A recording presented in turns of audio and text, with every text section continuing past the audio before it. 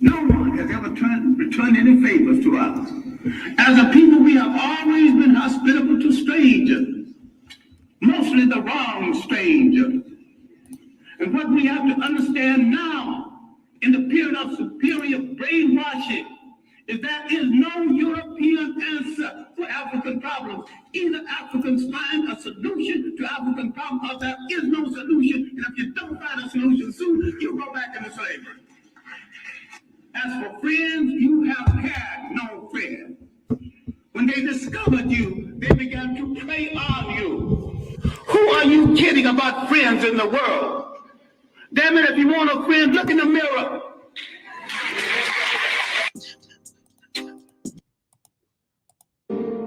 Don't shop for anything on Capitol Street. Let's let the merchants down on Capitol Street feel the economic pinch. Let me say this to you. I had one merchant to call me, and he said, I want you to know that I've talked to my national office today, and they want me to tell you that we don't need nigger business. These are stores that help to support the White Citizens Council, the council that is dedicated to keeping you and I second-class citizens. Now, finally, ladies and gentlemen, we'll be demonstrating here until freedom comes to Negroes here in Jackson, Mississippi. Mr. Carmichael, my first comment is a historical correction. The blacks did not build the pyramids, the Jews did. The Jews? That's number one. I beg your pardon? The blacks did not build the pyramids, the Jews did. That's comment number one.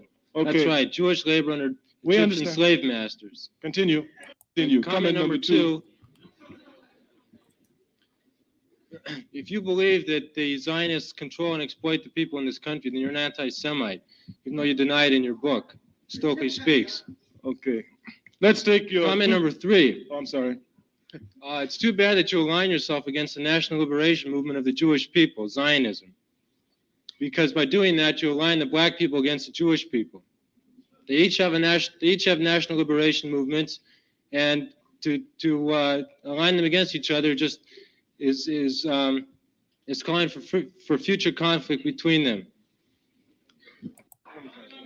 My second comment was referring to your statements about Zionists exploiting people in this country. Correct. I said the Zionists... In your book, Stokely Speaks, you say that the Zionism must be eradicated wherever it's found in the Middle East or in the ghettos of the United States. Correct. That's typical Hitlerian propaganda. Typical what kind? Hitlerian, Hitler, Adolf Hitler, a German, a Nazi. Yeah, I understand. Look here. That's German propaganda. I understand. Let me tell you a tactic of Zionism. What they do is that every time you say something, they bring out Hitler. You understand? And they make you feel scared about Hitler. Okay, if Hitler killed as many Jews as he did, then what the Jews should do is take Germany. Why you go to Palestine? The Arabs ain't did nothing to you. Number one. Where is Israel? What year was Israel recreated? How did you get it? How? Who gave it to you? Lord Balfour in London in 1916? Was it his? The modern state of Israel was created by the United Nations. You want to get in on this? He's right. He is absolutely correct. He is absolutely correct. And that shows you what an illegal, immoral, and unjust state is. Today, it won't even listen to the rules of the United Nations, which tells it to withdraw from the 1967 borders. That's very interesting, Mr. Carmichael. On one hand, let's work with it. United Nations is a bunch of bullshit, and you know it. For someone who believes in humanity, you certainly haven't shown it to me here. I do believe in humanity. Only black humanity. I believe, but that's humanity. Hey. What about Jewish? Hey, hey. No, if you're going to go that way, Stokely, then it's yellow humanity. Hey, come on.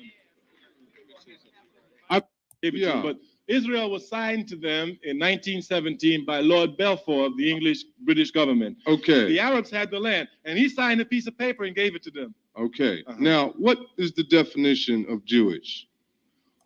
Well, I said Zionist. That's them. Because the reason I'm trying to figure out now, Israel is in the Middle East, right? Or Jerusalem?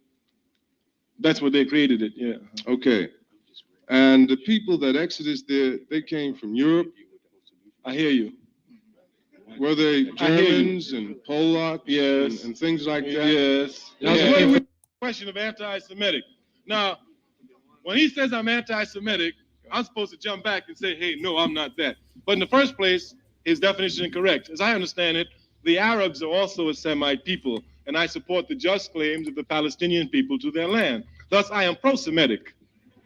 I'm pro-Semitic. Anti-Semitic has never meant anti-Arab. It's always meant anti-Jewish. And You know make it mean that, but you should have heard my speech in 1968. I said the power to define will anti-Jewish, be our Mr. right, Carmichael. that's self-determination. You are anti-Jewish. You're an anti-Semite. Hey, I'm anti-Zionist. I'll tell you what I am. Anti-Zionist. I'm anti-Zionist. I'll tell you what I am. Don't be afraid. Don't be ashamed. We want black power. We want black power. We want black power. We want black power. We want black power. We want black power. We want black power. That's right. That's what we want. Black power. And we don't have to be ashamed of it. We have stayed here and we begged the president. We begged the federal government. That's all we've been doing. Begging. It's time we stand up and take over. Take over. We have to do what every group in this country did. We got to take over the communities where we outnumber people so we can have decent jobs. So we can have decent houses.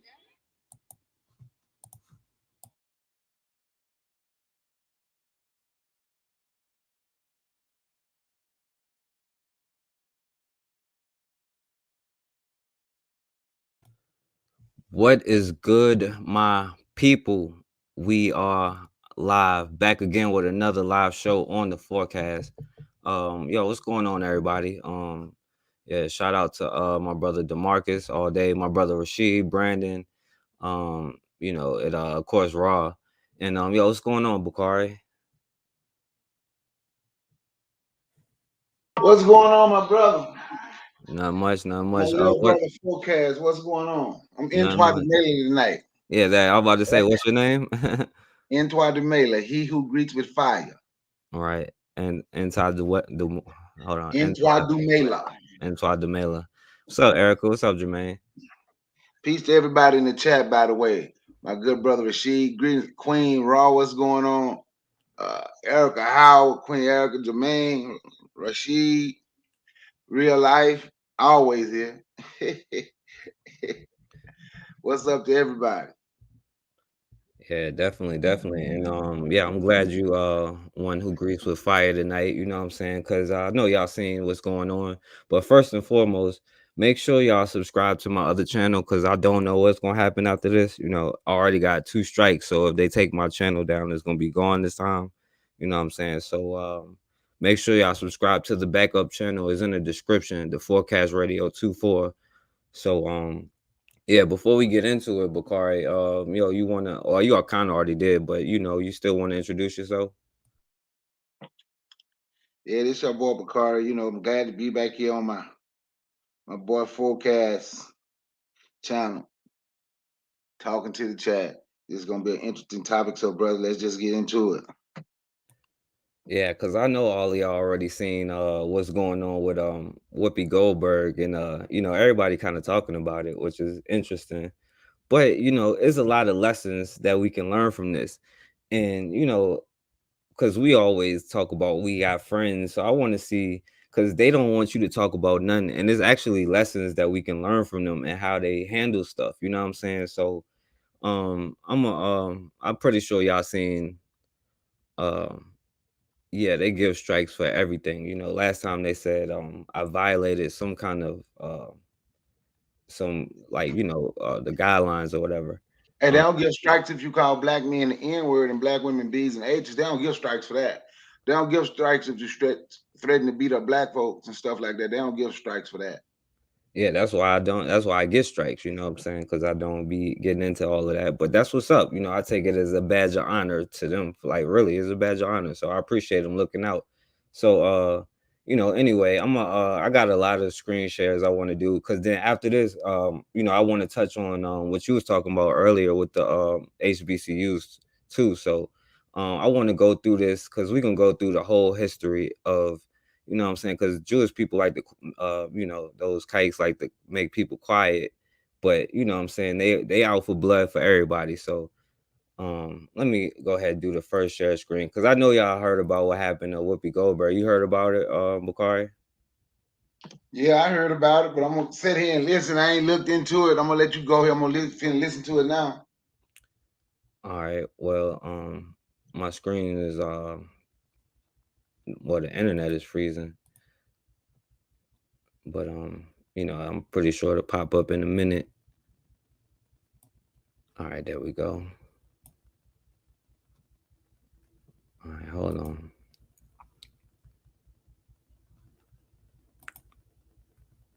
Yeah, every time, like, it was good all day. Like, this is the first time my computer froze up all day. But okay. Like mine did earlier. They don't want you. All right, so let's go with the first one.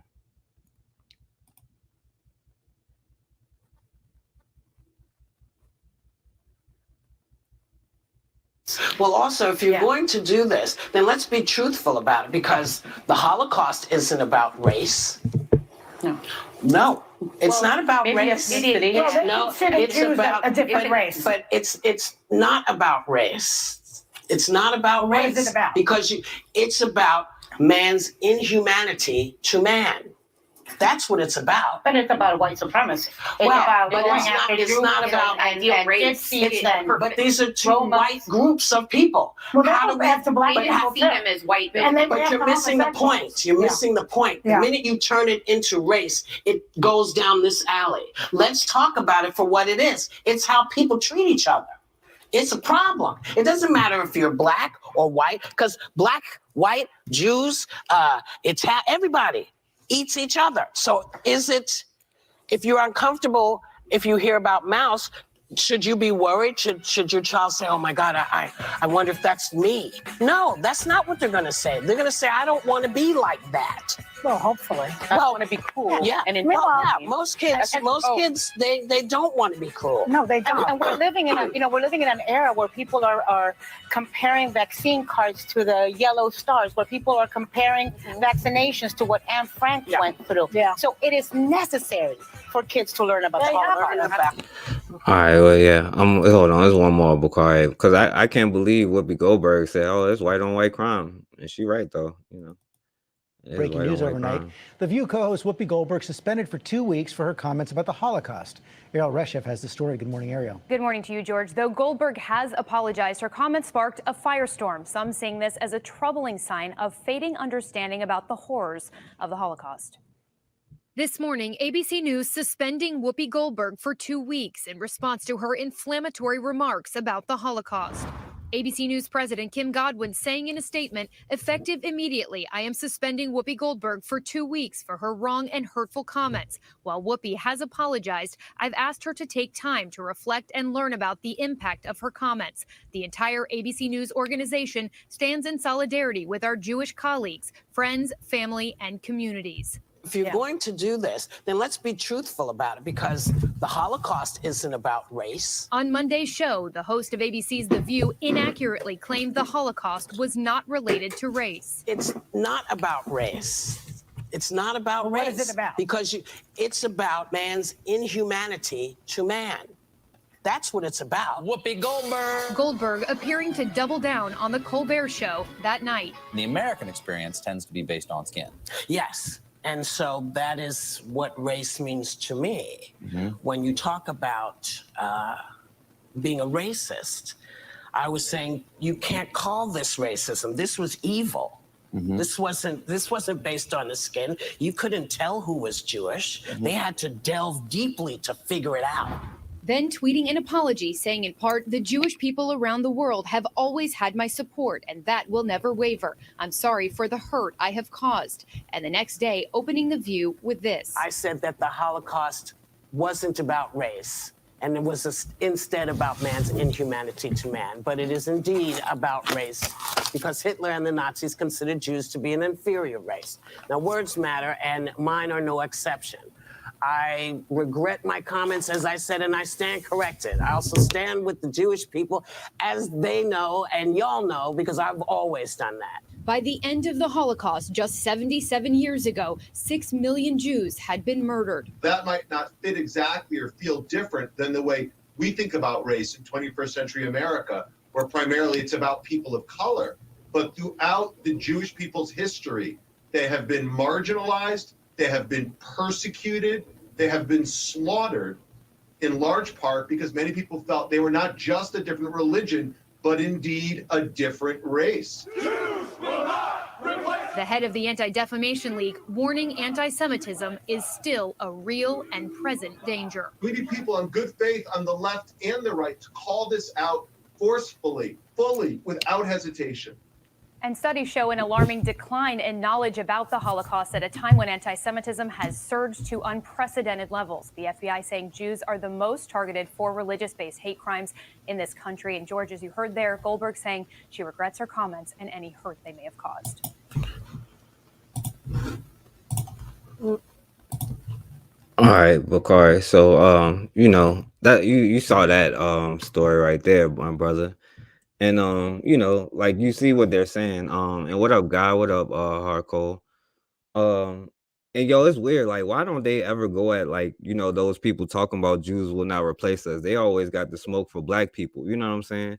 But anyway, you know, these people sat up here and you know, they're coming at Whoopi Goldberg. She wasn't even trying to diss him. You know what I'm saying? Like on some real stuff. And from the last thing you know what I'm saying, last time I read a book, you know, Jewish was a religion. You know what I'm saying? But now they're trying to say is a race. You know, but you know, she said it's, you know, white on white crime, you know, and I agree with her, you know what I'm saying? But what you think about what she said, my brother? Okay, first I'm gonna say when you said I'm gonna respond to this and you say they always got smoke for black people. Shit, it easy they got smoke for black people. Them the only people black people got smoke for is black people. But you know, she came back and when she tried to take it back, she said Hitler said the Jews was an inferior race. Hitler was a Jew. So that was white on white crime. Jewish is not a race. Sammy Davis Jr. was a Jew. You understand? Sammy Davis Jr. was a Jew. Judaism is a religion. They want to try to separate themselves, but whatever they have been for some strange reason, those Jews have been kicked out, even by other Jews, right? So that was white on white crime. But, right, I'm going to touch on something else. She got suspended and she had to come back and apologize. You see how other people don't play about their history and argue about who they are and all that? See, people can do a movie like Django and make fun of what black people have gone through. And we watch it and we laugh and we even crack jokes and can quote that movie. But other people come together because you're not going to insult us, right? That is something we need to be doing. Whoopi is also the same woman that married a white man who dressed up in blackface as a joke, Ted Danson. But was she wrong about what she said? No, she was not wrong about what she initially said about Jews. And that not being a race issue, it was white on white crime, because that's what they say when black people fight black people, it's black on black crime. So that's white on white crime. That's what the Holocaust was. And then when you study the Holocaust, if you look and see how many Jewish soldiers was in the Nazi regime. And look and see how many Jews were killing Jews. Look and see how many Jews was escorting Jews to those ovens to be baked. But when they have come together and they control this industry in which people want to work in, like the entertainment industry, the TV and all that, they have the power to make you bow down. Unless you have done right with your money and you don't need their money anymore because you did right with yours. So now you can stand up and say, I'm not going to change my statement. But Whoopi Goldberg, she bowed down completely to the Jews. You understand? She completely bowed down. Absolutely. But what she said about it being white on white crime was correct. And I yield the mic. Yeah, facts, my brother. And hold on. And yeah, and that's another thing too, my brother, because like Whoopi Goldberg, we know she will, what I'm saying, walk on, what I'm saying, you know, rose petals not to offend nobody else. You know what I'm saying? Like, so at the end of the day, it still didn't help her. Maybe it did because she didn't get fired and canceled or whatever they try to say. But like we see how far like that coon and stuff would get you, you know what I'm saying? Because they'll still come for you. And it's interesting, you said they got kicked out of everywhere, you know what I'm saying, that they've been. And I want to go back, well, not all the way back, but at least up until when they really started coming here. And like, because when they got kicked out of Spain, a lot of them went to the Dutch, you know what I'm saying? Because I want to explore like their real role when it comes to us, you know what I'm saying? What role did they play in all the stuff that they was doing? You know what I'm saying? And I want people to realize when they got kicked out of Spain, they went to the Netherlands and they became a part of the Dutch. And they they helped finance the whole the slave trade thing, you know what I'm saying? So I want to show people that, you know what I'm saying, like what I'm saying. So I'm gonna show a couple of articles on like the beginning real quick. So I'm gonna share my screen again.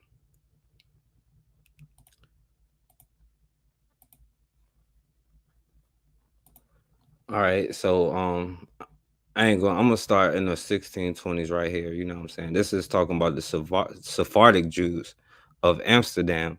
They established when they first came to the Amsterdam. They helped the Dutch establish trade around Europe. You know what I'm saying? In the early 1920s, numerous Jews migrated from Holland to whatever. You know what I'm saying? And the trade developed between the Dutch and the Spanish South America. You know what I'm saying? And this was around the time this stuff was happening. Now, the Dutch West Indies Company, which I ain't even gonna get into, but that's really ran by them. You know what I'm saying? But I'm just showing you that they were a part of because New York and all of that stuff, was a part of the Dutch colonies, you know what I'm saying? And a lot of them was these Jewish people who was like I wouldn't say it was all of them, they was competing like everybody else, you know what I'm saying? But I'm gonna show another article real quick, and this one from John Hopkins, if that means anything to anybody, you know what I'm saying? But I just got this to show you what I'm talking about. But you know, they're talking about how they came in 1664 for the first settlements that were made by the Dutch under the direction of the West Indian Company, which was them. There is conclusive evidence at hand that Jews, soldiers, and sailors reached New Amsterdam as early as 1652. Now, keep this all in mind when it comes to this timeline to the laws that was passed regarding slavery, because it was really up in the north in the Dutch control areas, and of course with the pilgrims, you know what I'm saying, those criminals. But Jewish merchants from Amsterdam settled here in 1654 without any questioning of their rights. However, much earlier they came, it was other people here.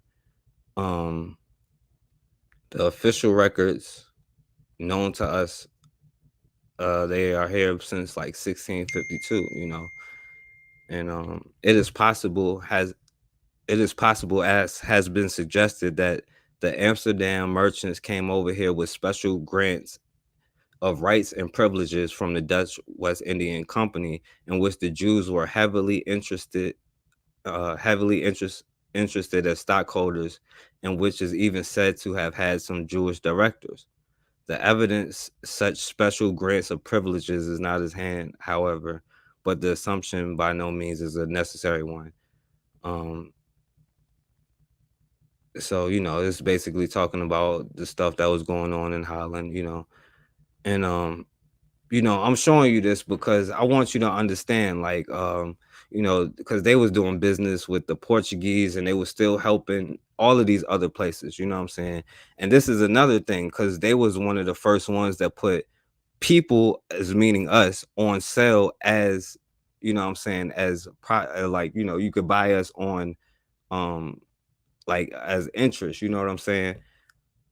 So, on the other hand, it should be remembered that this company was controlled by Dutch merchants who constantly had extreme business association with Jews, that there were a number of Jewish stockholders in the company itself. You know what I'm saying? So if you look up you know, what the West Indian company did, then you will see like they had a huge role in that. And I could keep going and going, but I ain't gonna keep reading this article because it's real long. So but yeah, Bakar, you got anything to say on that?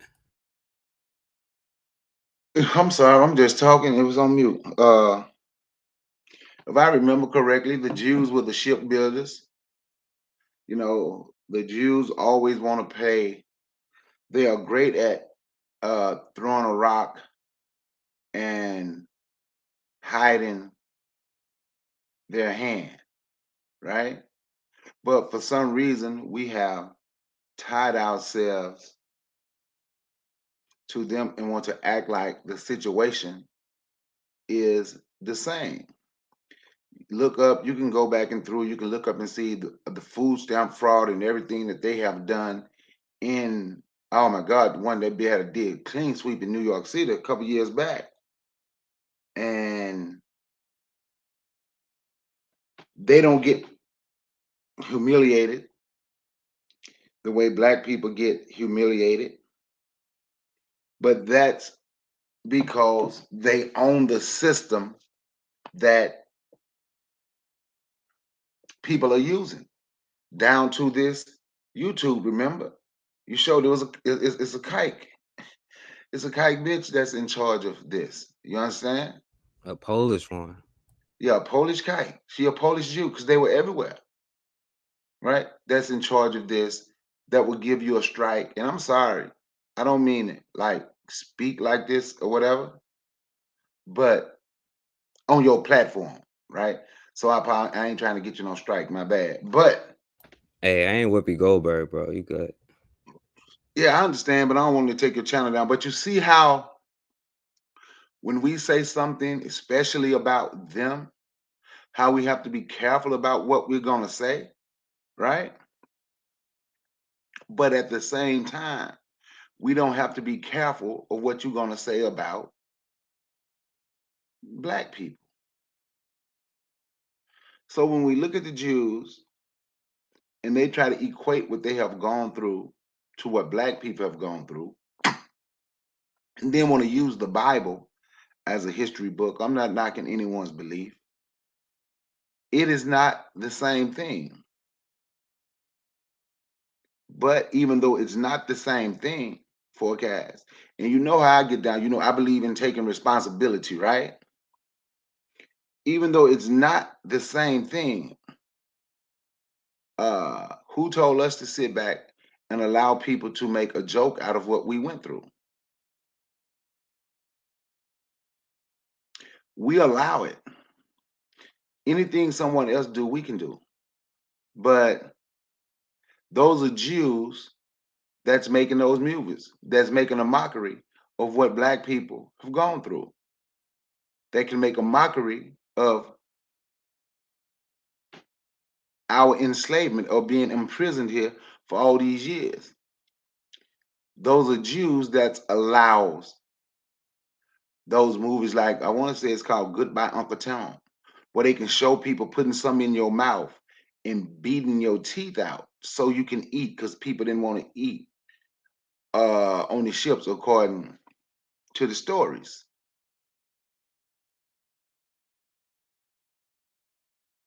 So when we tie ourselves to the Jews, once again, we're tying ourselves to people who feel they're better than you. Look and see what a Swartz is. Look and see how they talk about us. They don't care about it, but we tied ourselves to people who don't give a damn about you, who don't give a damn about us at all. But they want to equate, once again, it's back to the same thing. They want to equate what they went through to what we went through. And we have people, you remember the professional basketball player, Ray Allen? He's retired now. You remember him, Forecast? Yeah. He did a whole study and he said what the Jews, he wrote a whole thing about it, did a documentary on it. What the Jews went through in the Holocaust is the worst thing that ever happened in the world. But our people, look, this is a black man.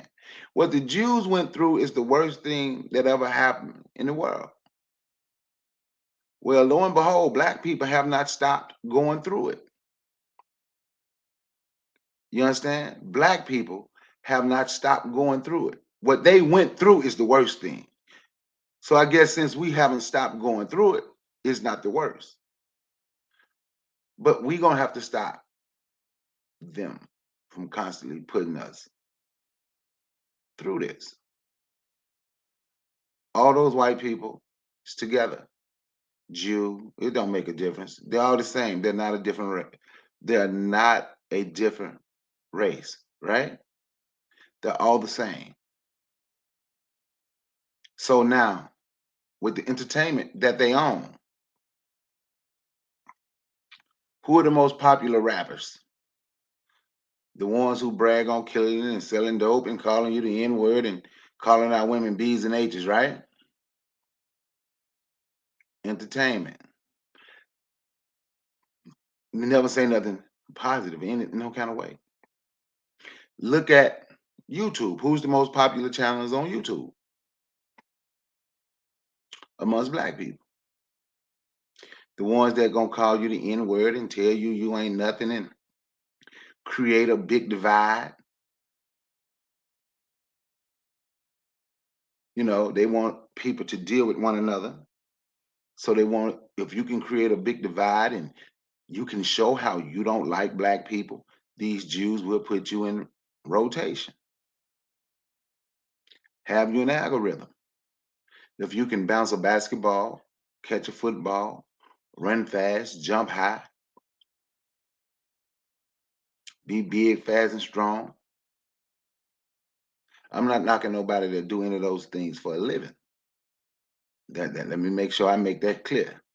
But then they will put you an algorithm. But if you're black people and you have some type of moral ground that you stand on, and you say you're not going to get caught up in this, you're not going to get caught up in fighting black people all over YouTube, you're not going to get caught up in calling black men the N-word, you're not going to get caught up in degrading and belittling our women. We're not going to get caught up in that because there could be some youth that's watching us, right? You don't get an algorithm the same. And that's the Jews that hold this. Remember, what's the guy name? Think of a Jerry Heller.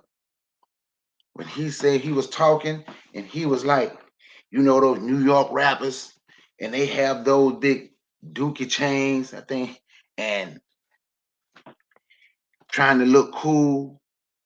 But then when you came out to the West Coast and you heard the California rappers, and man, and the way they was talking and they were calling one another nigga, and they were just so cool the way they were saying it. We had to, you understand? So they had to promote that more than they promote something positive. So they had to promote that more. But then as soon as Ice Cube says something about him in one of the songs, I'm gonna sue him because of anti-Semitic rhetoric. You can be anti-black. You can brag on killing black. You can, I don't love these hoes, all you want. But if you say one thing about a Jew, we gonna sue him. And now he's anti-Semitic. And they make you shut up. Because we don't have a moral ground, a moral compass, and we are not that real team like we should be, and we don't stand together and support one another. Because if we did, we wouldn't be down. We would not be bowing down to anyone. I get a mic. Yeah, definitely, my brother. A lot of us don't have a certain vision or whatever, and that's the thing, and that's why I show what I show because she said it was white on white crime, right? And I'm showing you how even though they get kicked out of everywhere they got kicked out of, they was participating like every other white person, even though they still fight with other white people about being white. They still moved to somewhere else, which was the Netherlands, got involved with the Dutch, came over here, got involved in the slave trading, just like every other white person. But if you dare even say something, because she didn't even really diss them, but if you dare say something, then they're coming for your neck. But maybe we should be coming for their neck, but we need to learn what they did because they try to hide it. So once they got over here, you know what I'm saying? And I'm gonna show a couple more videos. Because they tried to separate themselves, like the northern Jews and the southern Jews. Like the southern Jews was just like every other white person. And the northern Jews, they try to act like they was just like every other northern person. But we know what goes on everywhere in America. And I'm gonna show you these videos, but keep in mind, like these are the people who created Wall Street based off of selling us because it was the Dutch who created the Wall Street, and it was really Jewish merchants that had came here because they try to hide their history. And a lot of stuff that they talk about the Dutch did, a lot of that stuff was heavily involved with the Jewish people. And also with the Spanish too, but more so with the Dutch. So I'm gonna show you a screen share real quick, and I'm gonna show you what it was like, as far as like, slavery back then, you know what I'm saying, and their involvement with that.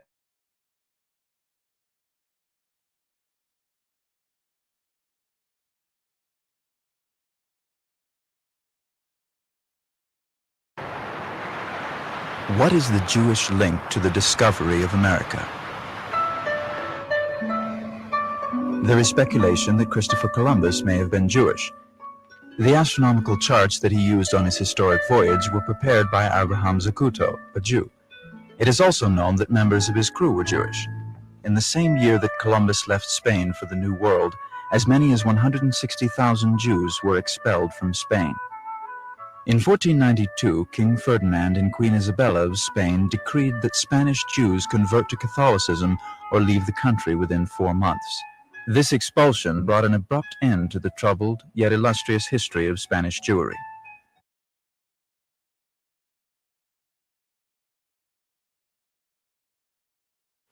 Sometimes when I think about what these books are doing, I'm amazed at how they are willing to address issues that we had just sort of swept under the rug.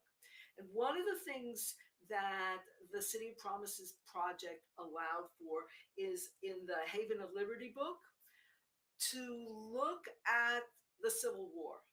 So everyone knows that, there were Jews who fought for the South and there were Jews who fought for the North. What had never really been looked at was the way in which Jews in New York City were very supportive of Southerners. They were supportive of slavery. They were Democrats, not Republicans. And the book goes into why New York Jews, didn't vote for Lincoln. Right? They didn't particularly vote for Lincoln the first time he ran. They didn't even vote for Lincoln particularly the second time he ran. And the change in attitude doesn't really come until Lincoln is assassinated, when suddenly, Jews recognize, along with so many other Americans, of course, that they've lost a great leader. So the book explores this political situation and these attitudes that Jews had. And whenever Howard Rock, who's the author of that volume, talks about it with people, they say, well, so why didn't we know about it?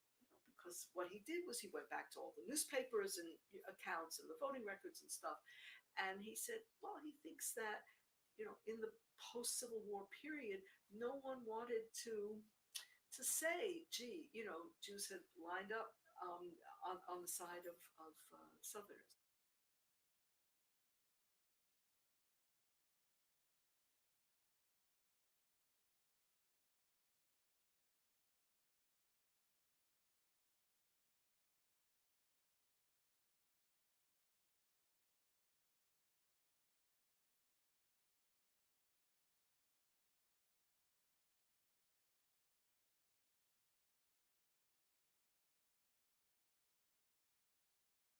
You on mute, forecast, if you're trying to talk. Oh damn, my bad. I hit mute. You've been on But mute ever since the video was over, so you might as well start over everything that you were saying. oh yeah, my bad, y'all. But I ain't say too much. But yeah, I was just saying, like, these are the Jews in the North. You know, they tried to separate themselves from the Southern Jews, who, just like America does, the Southern people who cared about trying to keep the slaves, and the Northern people who fought for free. But no, they didn't care about none of that. These people was about their money, and at the time, they were the first people to put black people on sale for finance. Like, you know, you could, like put people on sale for credit. That's what the Jews are famous for. They built Wall Street. It wasn't necessarily the quote unquote Dutch. These are the people, and that's the stuff that they're trying to hide. They don't want you to know that. They don't want you to see that. And she's telling you, they never voted with you for your freedom, for your equality, for whatever.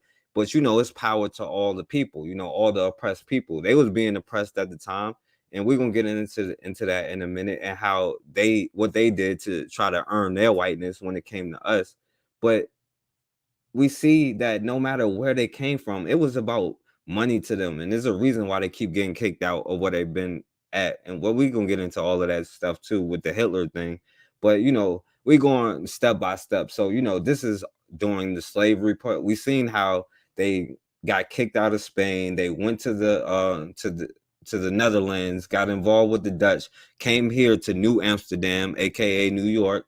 You know what I'm saying? And then this was around 1650s, in the Wall Street was created, I think 1658, 1685. So we see how their role in, when the Dutch participated in enslaving people, and the role that the Jewish people played, you know what I'm saying? And this is their own scholars and all of this kind of stuff, this isn't me telling you this, but we see the roles that they play, you know what I'm saying? And they always gonna try to separate themselves, and they talk about anti-Semitic. But yeah, go ahead, Bakari. Man, you being anti-Semitic. You being anti-Semitic right now, forecast. Hey, look, hey, let me, because I meant to say this at the beginning, for Whoopi Goldberg. Until they breaking off some of that, matter of fact, I could save it, but until they breaking off some of that reparations money, ain't no anti-Semitic nothing. You know what I'm saying? But go ahead, bro. Well, I hate to say it, it ain't gonna ever be no anti-Semitic then, because they ain't been a breakdown on reparations money. Not to us. They got it. They got it. They get it every year. But they are the biggest liars. But they've been like that through history. Everywhere they've been, you can go back even when they was in Europe. I can't even think of the guy name that they painted. The guy who they said was Jesus on the photo, who they painted. What's his name? The Spanish guy. What's his name? On the dude who was Jesus? Yeah, on the picture, on the painting. Caesar Borgia. Yeah, Caesar Borgia. Watch their history. Way back then, the Jews was ripping people off. And they were running around there and running to the popes and everything, right? For protection. Everywhere they have ever been, a small group of religious people, they have always been, what's the word?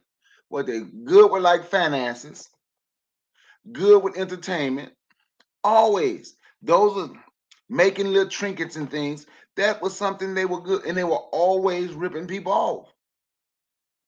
If you study Germany, what did Hitler say? And they were always gay. That's why I was looking for this one video. What did Hitler say? He had never seen a man kiss a man public in Germany until those Jews took over the entertainment industry, till they took over, like doing the plays and stuff. They have been doing this. That's who they are. They even oppressed, they were oppressing their own. Like you have the Lithuanian Jews who was part of, some of the Lithuanian Jews that was part of the Nazi regime, right? Those Jews was treating those people so bad, and those Jews, when the Jews that they told to leave, who refused to leave, you know what they did to them? They killed them and buried them and let them stay buried for it was like 3 days, right? Dug them up, and to make sure they were dead, burned their body to complete ash, bone and everything, to make sure they were dead, to make sure they couldn't come. Because everywhere they have been. Now we are accepting of the oppression for some reason. We are accepting of the being belittled and degraded. We accept the fact that they're part of white supremacy, which means we have to be part of black inferiority, right? We accept that fact. But see, when they start messing over white folk, right? White folk will put them in an oven and bake them. White folks gonna kill them. But we accept, right? Because I'm gonna be honest with you, I really don't. Me personally, I don't give a damn about a Jew. Whatever happened to the Jew, Whoopi Goldberg, she bowed down. Nick Cannon, cooning ass, he bowed down. He on there spewing that rhetoric, the reason they don't like black folks, or whatever. They scared that our penis is a weapon. We can turn the whole world brown. No, your penis ain't no damn weapon. That ain't no damn power. See, I know this show is about the Jews, right? But I'm gonna be honest, I focus mostly on the things that we're insufficient at. We know the Jews are completely part of this system. But listen to our thinking, like that clip I showed that brother, that guy Nollywood showed on his channel. And I showed, look what we saw, look what he saw as power. It's the same thing we see as power, right? So, in all honesty, I really don't give a damn about Nick Cannon having to bow down to Jews. He ever said some shit. Whoopi Goldberg was married to a white man who dressed in blackface as a joke. And really, if you marry that, then you like Nick Cannon, in all honesty, are they really truly any better than the Jews? I'm just being honest. They may as well be Jew themselves, right? We should know how the Jews feel about us. If you don't, watch the entertainment industry. How many people in this chat, and I'm gonna go back to it and I'm gonna continue. How many people in the chat, put a 1, watch the movie Django Unchained?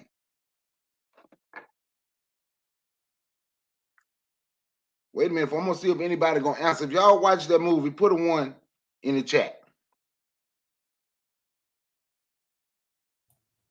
Yeah, I seen it.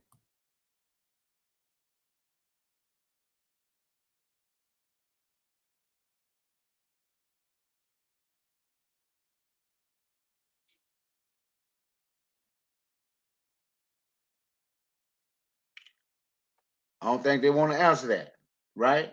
So now watch this. I'm just think about it, forecast, in all honesty, right? Yeah, I seen it though. Now watch this, right? If the Jews get mad because you say something about them, right? But then they can make a movie about what happened to us and make it a joke, in all honesty. Is it their fault that we watch that movie?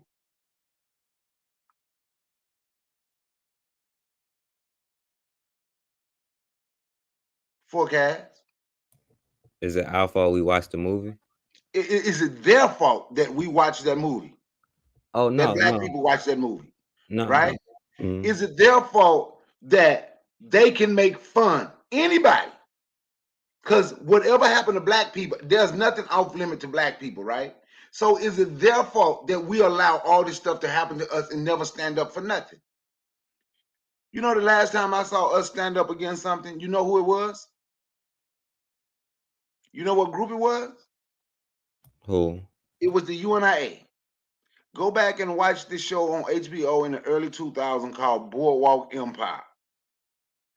And they had this guy on there named Narcisse. I can't remember, Brother Narcisse. He was a UNIA member, and he said how great Garvey was, right? But in the process of that movie, they was making it seem like Garvey, Marcus Garvey, His Excellency, was selling drugs. That's how he was getting his money. The UNIA literally wrote them letters, and they had to come out and apologize and say that's not what they meant to do. See, they didn't put that out public like that. The reason I use that statement is because we can do the same thing. Then Brother Narcisse ended up getting killed off the movie because the UNIA, and there was some Rastafarians in the UNIA, and they said that was embarrassing to our hero. That's embarrassing, and you all lying on him. And they came out and they apologized. Did the apology really mean anything? But I'm just saying, if we haven't figured out what the Jews are and who the Jews are, that's on us. And the reason we can't figure out what the Jews are and who the Jews are is because we can't figure out what we are and who we are. We got too many black people arguing. We the real Jews. We built the pyramids. We do the same thing that other people have done. We want to take other people's history, right? So that statement, that the video you was playing, or this lecture you was playing by Kwame Nkrumah, you know, I can't say his name right now, right? Yeah, you know who I'm talking about. Kwame Ture. Yeah, Kwame Ture. I don't like to call him Stokely because I know his ex, and she says she don't want nobody to call him Stokely but her. That's her Stokely. If she ever hear you call him Stokely, you and her gonna have some words. But what did they say? The Jews built the pyramids. They know no Jews built no pyramids. And physically, they know no Jews or nobody else built most of these buildings and stuff. The White House, Yale University. Physically, they know they didn't build that, right? And even white people want to take some credit for everything that has ever happened. Now, I don't argue about we built this country. I don't argue about we built the White House. I don't argue about none of that. Because for me, that's nothing to be proud of. That's just me personally. I'm not telling nobody else what to do. That's my personal opinion. I don't argue we built this country with a dog on my heel, whip on my back, gun to my head. And what do we get for it? Nothing, right? But that's the same thing the Jews try to do with Egypt. They built the pyramids. They did everything.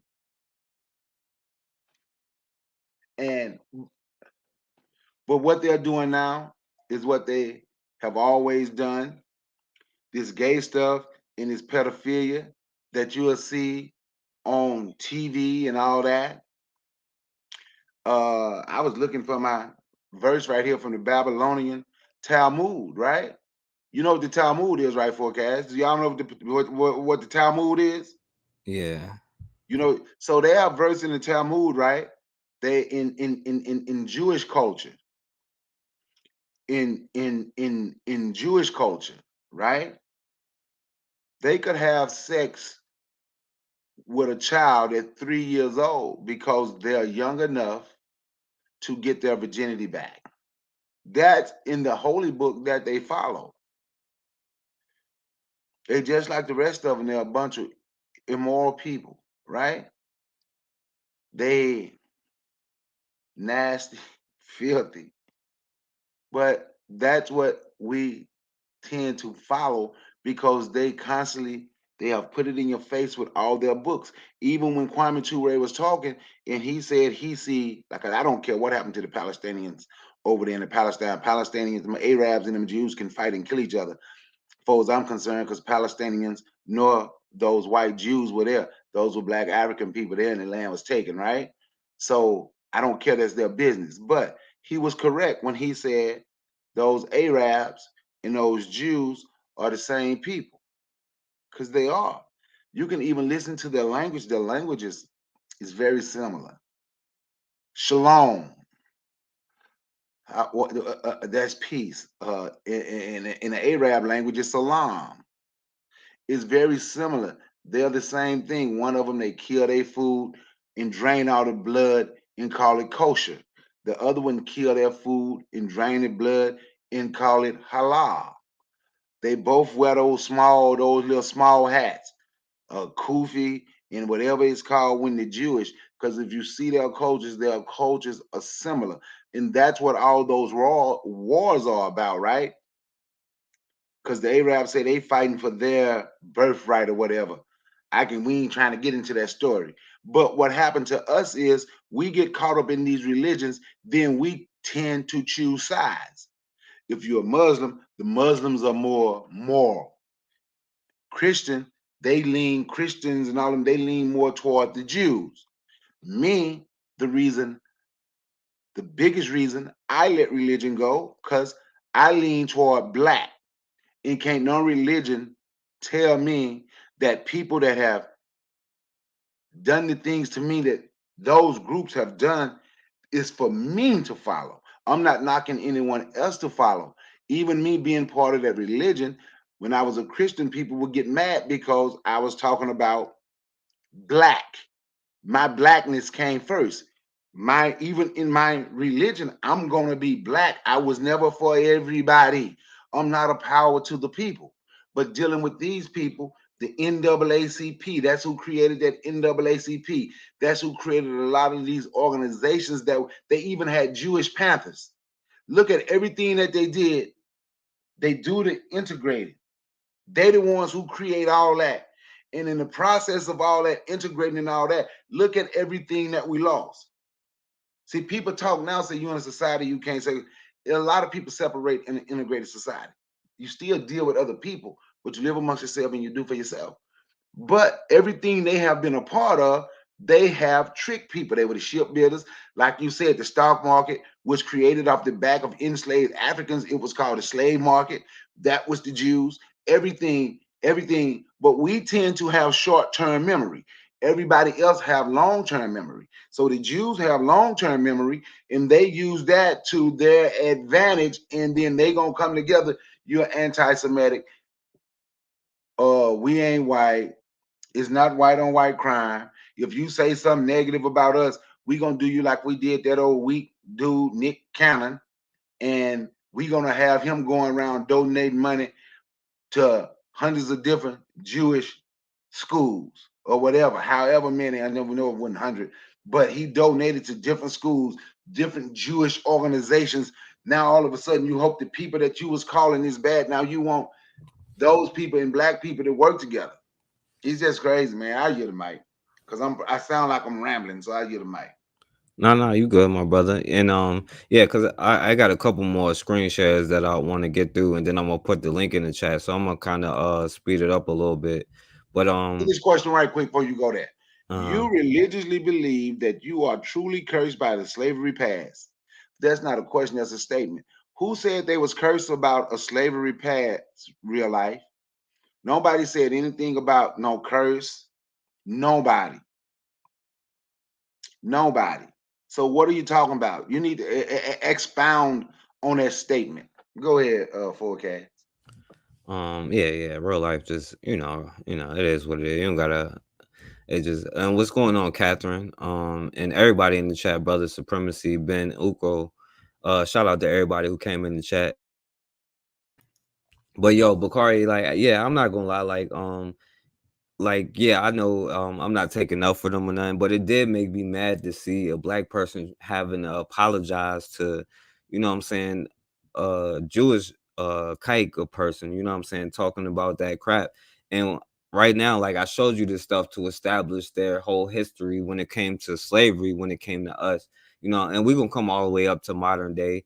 And then you also mentioned entertainment too, you know, and I want people to realize that, you know, the Irish and other immigrants and stuff like that was one of the major factors in the whole blackface minstrel shows. And guess who was the main player in that? And this is what we're talking about when I say power to all the oppressed people, because all the oppressed people use you to try to jump into whiteness. You know, the Irish did it, the Italians did it, and the Jewish people did it, you know. And blackface was started by the Irish, and there was a lot of Irish people in it, but it was also a lot of Jewish people in it, you know what I'm saying? So I'm gonna share my screen real quick to show you you know, just something real quick. I ain't gonna read the whole thing, but I just want to show you the history of it. So, you know, it's Jews and blackface, because you mentioned blackface earlier, you know, and the stuff that they did to be a part of it, you know, and they try to be like, it's a complex history. Did I look complex to you? You know, and you know, when it comes to the Jewish experience with blackface, the picture is, well, not so black and white. Yeah, right, you know, because they did this to be a part of it. So I'm not gonna read all of this stuff. It's just like basically you know, other people. And this is only in the 1920s. This was going on since the 1930s, you know. And you know, of course the mammy stereotype, but I'm gonna go down to what I was talking about.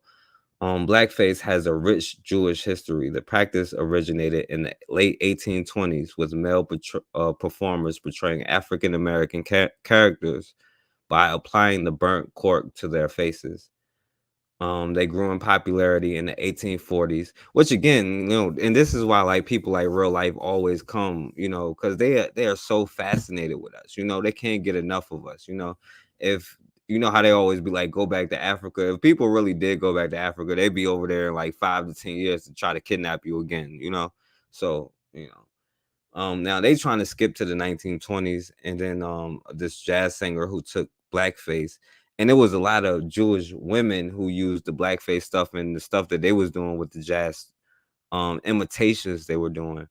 But you know, Jews performed this kind of minstrel show stuff in the 1910s and 20s better and more than any other group in America. Jewish faces covered in cork were unambiguous. So you know, and this keep going, and then there's a whole book on it: Blackface, White Noise, Jewish Immigrants in the Hollywood Melting Pot. Um, Investigated this phenomenon and wrote that many Jewish members of the entertainment industry, through that depicting Jews as themselves, would promote anti-Semitism, so they hid it. Blackface is a metaphor for that. So just like every other group, because there's always power to all of these people, and they use you to lift themselves up because they are taking the power that you give from yourself to them. Because we always want to help every other group.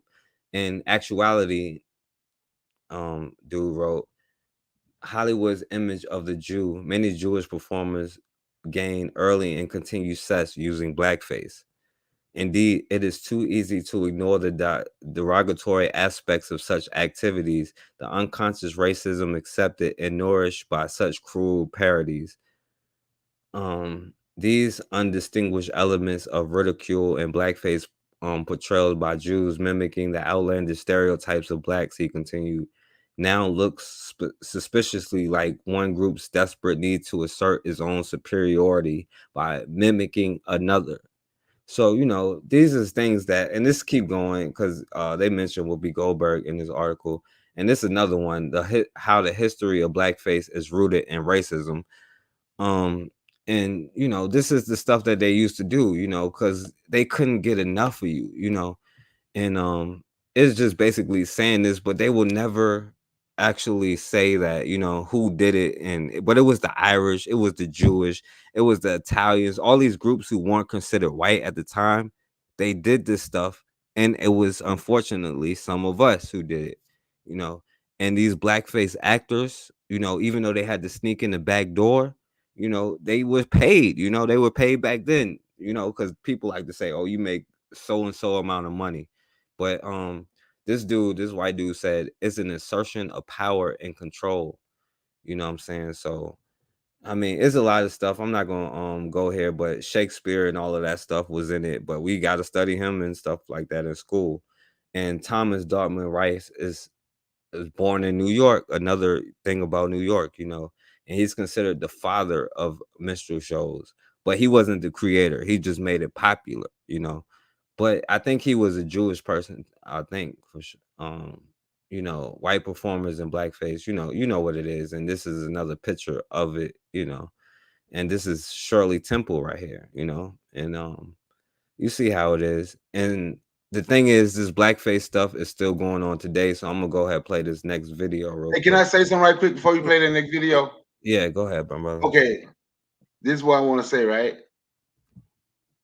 Those people was all see the mistake we make, and I hear a lot of people make it. Those people were always considered white. They were just considered less than the British who controlled this country. They were considered white. When you say they weren't considered right, yes, they were always white. They were not Anglo-Saxon, who was the upper echelon of the white people. I just wanted to say that, and then when you finish, I also want to play a little one of those little blackface skits. Okay, yeah, this ain't even a skit. This is something that just happened like a couple weeks ago. You know what I'm saying? Oh yeah, I'm gonna play one. I want to play a little clip from an old blackface show so we can hear how they were talking. Okay, yeah, that's cool. But yo, this is what's going on right now with these little K-word kids going on, you know what I'm saying? And so let me play this video real quick. Do have a troubling costume controversy surrounding the holiday of Purim, when children usually dress up in historical characters to celebrate the survival of the Jewish community in ancient Persia. In Lakewood, New Jersey, a small group of children was photographed dressed in blackface and afro wigs. News 4's Phil Lipoff joins us live with the details. Phil. Guys, as you point out, there is a large Jewish population here in Lakewood. Most we spoke with today say they do not want the actions of a few kids to define the whole group. And David, as you point out, traditionally when kids dress up on Purim, they dress up as characters from the Purim story, from the Bible, like Esther and Haman, not Black Lives Matter members. The pictures were taken Friday. Hey, Black Lives Matter is in the Bible, yo. Lives Matter members. The pictures were taken Friday. Small group of white children, 4 from what we can tell, dressed like this at a Purim celebration here in Lakewood. Listen, that took some effort. For you to have on dashikis, afro wigs, and blackface, that took effort. Effort also to write Black Lives Matter on the back of their shirts. A Lakewood woman says she took the photos and posted them on her Facebook page. Fred Rush is the president of the Ocean County NAACP. He drove over to where the pictures were taken to see for himself. He says he saw the costumes and told the parents how they made him feel. I just say this is offensive. And I would hope you would take the time to teach your kids, because it's offensive not only to me, but to a lot of people. Their reaction? He says, oh, no problem. I understand, but that was it. However, it was enough to force a virtual school board meeting on the subject. We don't know if it's Lakewood children. Michael Inselbuck is general counsel for Lakewood. He's also Jewish. While he doesn't know the identity of the children involved, he did explain that Purim is a holiday marked every year by kids dressing up. However, he made no excuses for dressing like this. Unacceptable. And we can have something, even if it's only 1, 2, 3, 4. It shouldn't happen at all. 5, 6, 7, 8. The costumes were offensive and should never be worn again, especially to celebrate a holiday. The question is, how do you make that happen? Fred Rush says it's all about education. Teach your kids. Let them know that what they're doing today could be offensive to other people. That's what I do with my kids. Well, the school. All right, so do this right. Teach your kids, you know what I'm saying? Teach your kids we will shoot back and all of that kind of stuff. And yeah, so I'm not gonna keep going too long on that point, because we almost to modern times. I want to go to like the civil rights era and all of that kind of stuff next. But yeah, Bakar, you want to say something about the the blackface? I was reading I was reading the chat. Yeah, I missed the chat. I'm about to go. Brother Supremacy say it's offensive. Catherine say she blamed the friends. Blue say what? Me say the parents. Blue say what the parents. I'm gonna tell you something, right? And I guess for me, I think a little different. Is it offensive? If I had seen them, would I have said something? Yeah, I would have said something. I wouldn't have talked like him. But offensive, that's who they are. And once we realize that's who they are, you say, where are the parents? You blame, don't blame the parents. That's who these people are. Their parents the ones who told them to put it on. That's who they are. We have an expectation of people. Once again, it's back to me saying we have short-term memory. We are having an expectation of people to change because we want to be friends with everybody. How many of our hands got to get cut off before we stop reaching them out thinking we are the world? We are the world. We are the children. No, we're not. I don't know what it's going to take for Black people to accept it. I hope it don't happen to nobody I know family, right? But hopefully it never happens to nobody I know family. And I hope it don't have to take that. But everybody, you're asking people to change. They have changed. They upgraded the way they do stuff. We still stuck on hoping they can change. Catherine and friends, I would absolutely disagree with that. We say they're taught. No. Everybody, Black people know they're Black. White people, you can go into a room, Black people, white people, Chinese people, whoever. Forecast, who do you think, what side of the room the white people gonna go on? The white side. What side you think the Chinese gonna go on? The Japanese They're side. gonna go with the Asians. We the ones who trying to be with everybody. See, I don't see racism is not hate. We have, for me, I have a different understanding because I've studied. Race is not hate. See, you can say somebody taught them to be bigoted, but shit. Nowadays, being a little kid, in all honesty, can we say, because we don't respect ourselves and we don't respect one another, can we say we are teaching the world to hate us? Can we say we sit around and call one another the N-word and B's and H and have no respect for one another?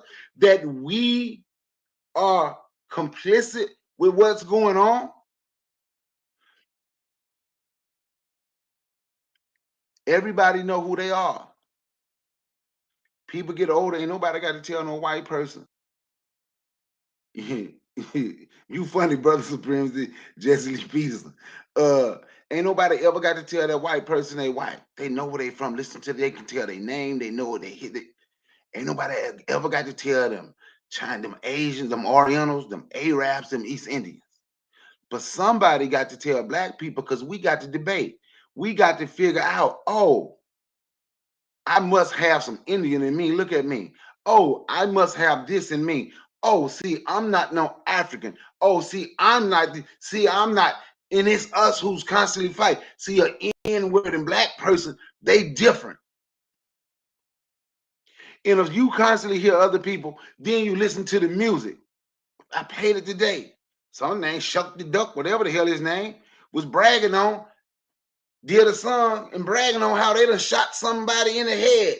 Then you look at Jacksonville, Florida, they do the music and go to the, and this the point where I say, well, we blame white supremacy, but we never look at the mirror and say, what role do we play in this? That's why I say when I come on, I want my channel the way I carry I want everything to be different because our youth is watching this. If our youth watching it, guess who else youth is watching it? So if they see us hating us, if they see us having no respect for us, why should they? That's a question that has to be answered. That's a question that we need to ask ourselves. If your neighbor see you not respecting you at all, see you not respecting yourself, not respecting your kids, won't mow your grass, won't do nothing, won't clean your house, won't ever do nothing. Why should they have any respect for you? You don't even respect yourself. So when people look at Black people, oh, they don't respect themselves. They'll do anything for some money. Huh? They'll do anything for some money. Now I would have been way gonna say probably, I would have spoken way different than that man that went over there and spoke. I wouldn't have been that nice, right? I would not have been that nice. But then once you correct them, we have to, if we're gonna correct other people, we have to be willing to correct ourselves. I get it, Mike. Hey, let me know when I can play that little skit, man, that little 3-minute clip. Okay, yeah. You could play it because I got like 2 or 3 more things I want to show, and then I'm gonna put the link in the chat, and then we're gonna talk about the HBCU thing. You know what I'm saying? I'm gonna try to speed it up a little bit so we don't be on, because I know it's starting to get late. I was late today, so yeah, you can go ahead and play it, and then I'm gonna go on to the because we coming up, like I'm trying to go step by step. You know what I'm saying? We started from like the 1400s, 1500s, and now we up to the when they was using blackface to get in the same thing. And now, because you mentioned the entertainment industry and how they still do the things like with the music, like how Jadakiss couldn't be like, yo, I stack chips like Hebrews, and they blanked it out the song, but you could be like nigga, nigga, nigga, nigga all day in the record. And then you mentioned the people like Jerry Heller, who was in charge, who was the manager for NWA, and how Ice Cube spoke about it, but people question Ice Cube, not Jerry Heller. And like I said, it's in every aspect of this, but I want to come step by step. But yeah, go ahead, my brother, while we play that joint, and then we're gonna go to the next part. Lady, let that be a lesson to you. What's the matter with you boys shooting up that man's hen house? I'll shoot any chicken trying to follow me home. Well, why don't you get a job and go to work? You almost had me a job this morning. Where? I went down to the post office and that man could he let me have one of them jobs as a letter toter. No, Cotton, you mean a mail carrier. And the man said, boy, to give me a situation, he'd have to put me through a simple self-examination. No, stupid. You mean a civil service examination. Well, the man carried me in a little room and set me down and started asking me a gang of questions. Well, what did he ask you? First thing the man asked me, said, how far is it from the sun to the moon? He asked you how far it was from the sun to the moon? Yeah, that's what the man asked me. Well, what'd you tell him? I told him he was going to give me that route I didn't want to do. Well, tell me, how would you like to go to work for me? Yes, ma'am. How much you going to pay me, I hope? Well, let's see now. I'll pay you all your work. No, ma'am. I got to have some money. You know, Cotton, I'm making a picture called The Lion Tamer. The Lion Tamer? There ain't but one kind of lion I'll mess with. What kind's that? Ooh, that's a dandelion. Now, all I want you to do is meet me at the zoo in the morning at 9 o'clock. Yeah, with the rest of the monkeys. With the rest of the monkeys. Yeah, I'll bring my grandpa with me.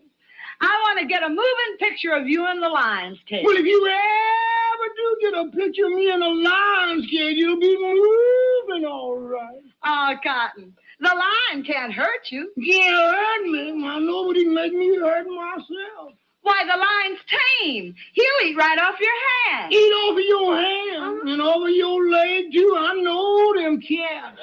But you don't understand, Cotton. The lion was raised on milk. Raised on milk? I was, too, but I eat pork chops now. Why, he can't bite you. Now, how come he can't bite me? He hasn't got a tooth in his head. I know, but he can gum me to death. I don't want him gnawing on me.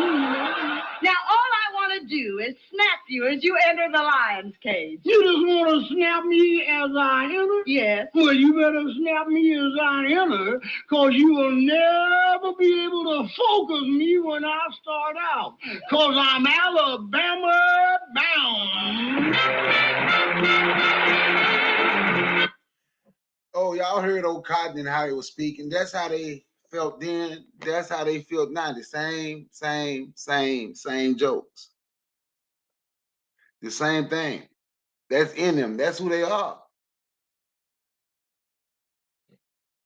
Go ahead, 4K. Yeah, that's a fact, my brother. And there's a lot of them minstrel shows. Yo, it's hard for me to watch it. I'm not even gonna lie, bro, my brother. And but yeah, though it is interesting if you do watch it. But yeah, like just going to the next part, because after that, then came the whole civil rights era and stuff like that. And by the way, because I always talk about it, and I ain't really have nothing on it because I ain't think about it until a little while ago. But the NAACP and the stuff that I tell you that they do with the NAACP, which was mostly founded by the K-word community, and also people like Ida B. Wells who was there, and W.E. Du Bois who was there. But once you realize they kept putting Jewish presidents and white Jewish dudes as the president of the NAACP, they said she had a riot or a beef with them, but really it was her just calling them out, letting them know who they was. And I know you said earlier that Marcus Garvey did the same thing, and I want y'all to understand like how they felt about people during this time. And Bakar, you talk about this all the time because this is down south, but I want y'all to see how the black people felt in like places like Selma, when it came to civil rights, how they felt about us and if they was really on our team or not. So let me share my screen real quick. I'm gonna play this, and then hold on, let me go to it. All right, I'm gonna play this real quick. The black community. Selma, Alabama reminds me of one thing only: the civil rights struggle. And so when I met recently with members of Selma's tiny Jewish community, I wondered whether they were as proud as I was taught to be of the role Northern Jews had played in defending the rights of the black community. They should have stayed home. They didn't do anything but cause trouble. We had a rabbi that was here that threw eggs at the mayor's house. He got arrested, and of course, who should he call but the Jewish people to come get him out? Judge Edgar Russell called me one night and says, "We've got Rabbi Gumbiner in jail. What should we do with him?" I said, "Let him out in the morning." That's what you did. And the yeshiva group came down from New York. Yeah. And they walked by our store every day. And I finally got up and said, "Look, take me to your leader." He said, "Okay, there he is." I said, "Now look, you've been giving me business every day. You walk by my store. Go across the street and give my competitors your business." Yeah, they did. Never spent a dime. Turns out that while most American Jews were shepping nachas over the members of their community thumbing their noses at the white establishment, Selma's Jews had more immediate concerns to worry about. The black community was boycotting all merchants, Jewish and otherwise. The only customers that they had left were the white community, and they couldn't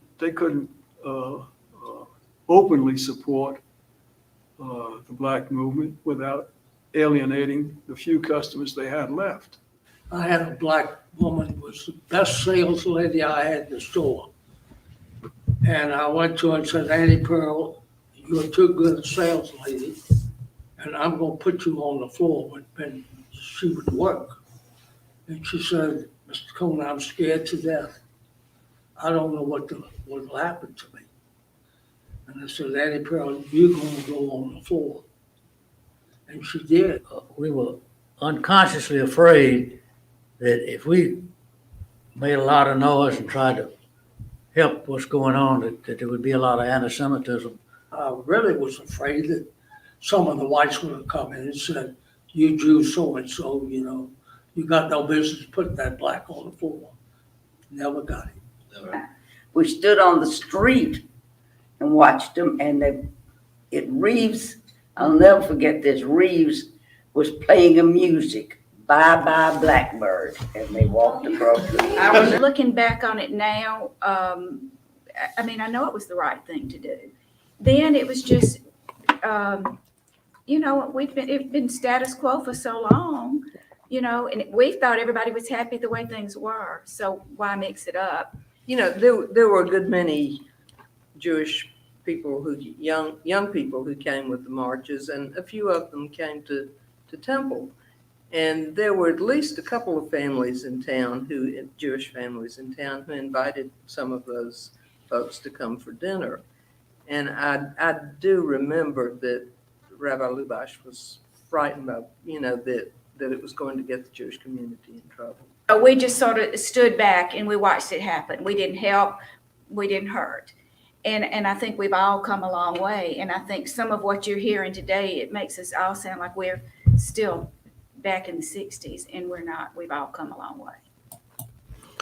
All right, so pretty much what they were saying was, like, what are these Negroes doing with this civil rights stuff, asking for rights? It's none of our business, and we shouldn't get involved with it. And a few Jewish people that did get involved with it, they distanced themselves. They didn't cape for them. You know what I'm saying? They was like, yeah, you need to learn your lesson. But at the end of the day, they still stay on code with the other Jewish people. You know what I'm saying? So, like pretty much, even during the era of civil rights after, what I'm saying, the whole Hitler thing, that's what they was talking about. And yeah, and yeah, I want to say one more thing and then I'm gonna let you go in, Bakari. Because with this whole anti-Semitism BS, like let's be real, why do they keep getting kicked out of everywhere that they go? You know what I'm saying? Like people don't even realize they was actually oppressing like Hitler and them. They was mad because they was doing the same thing that is going on now with the rent was so high, but they wasn't getting paid enough. And Hitler, because I was studying like how did Hitler be able to get so many German people on code to go against the quote unquote Jewish people? You know what I'm saying? And he was able, the things that they were doing, the oppression they was doing to every group, and everywhere they go, it seems like they try to exploit people. They use their quote unquote Jewish merchants who exploit everybody until everybody gets tired of them, and then they kick them out of wherever they are, So, that's another thing that Hitler was doing. By the way, and it's not because they like to compare Hitler because they said that earlier. But like to me, Hitler is no different from George Washington. But they love George Washington. They put him on the mountain. You might as well put Hitler on the mountain to me. So we got to realize why they keep getting kicked out of every place. They was really the ones who was oppressing the German people, which is why they uprose and did the things that they did. But yeah, Bakar, you want to go in on that? And then I got like one or two more things, and I'm gonna put the link in before we go to the last thing. Israel was paying people. It was 30,000 of their dollars, 9,000 US, to catch an African. That's what it said. $30,000 to catch an African. They was putting bounty. This was like 4 years ago. They were putting bounties. When was this? I'm looking at it now. Yep, 2018. That was 4 years ago. $30,000 bounty to catch an African. Right? And for me, when I hear people say like racism ain't natural, it's something that's taught. People must have been taught about this since the beginning of time when it comes to Black people. Because everywhere you go, everywhere you look around the world, Black people is treated a certain way. But it's Black people that want to be friends with those people that treating them a certain way. And then there's also Black people that's fighting Black people and don't have that same smoke for everyone else. That's why I tell people these YouTube streets can be dangerous because you talked about the history of blackface. Then I played that skit. And I'm telling you right now, the new blackface is Black YouTubers. Degrade, belittle, degrade, belittle,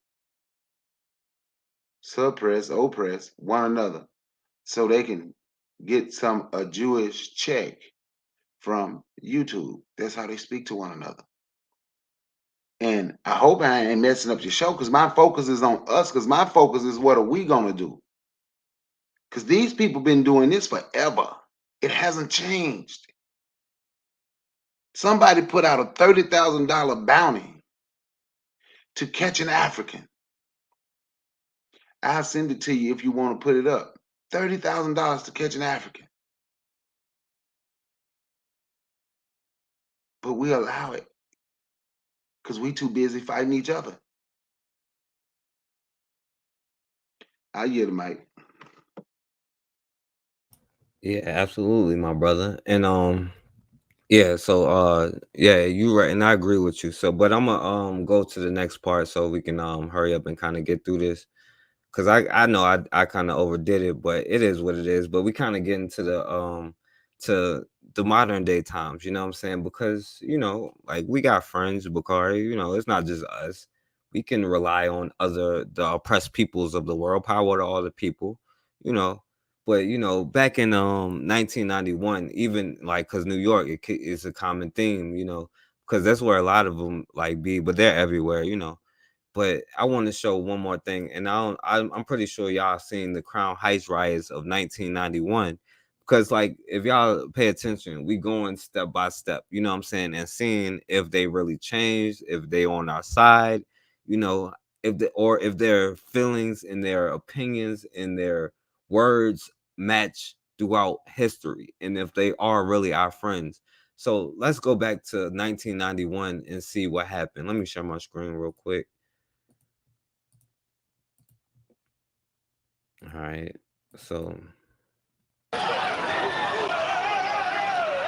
30 years ago today, a riot in Crown Heights, Brooklyn tore the city apart.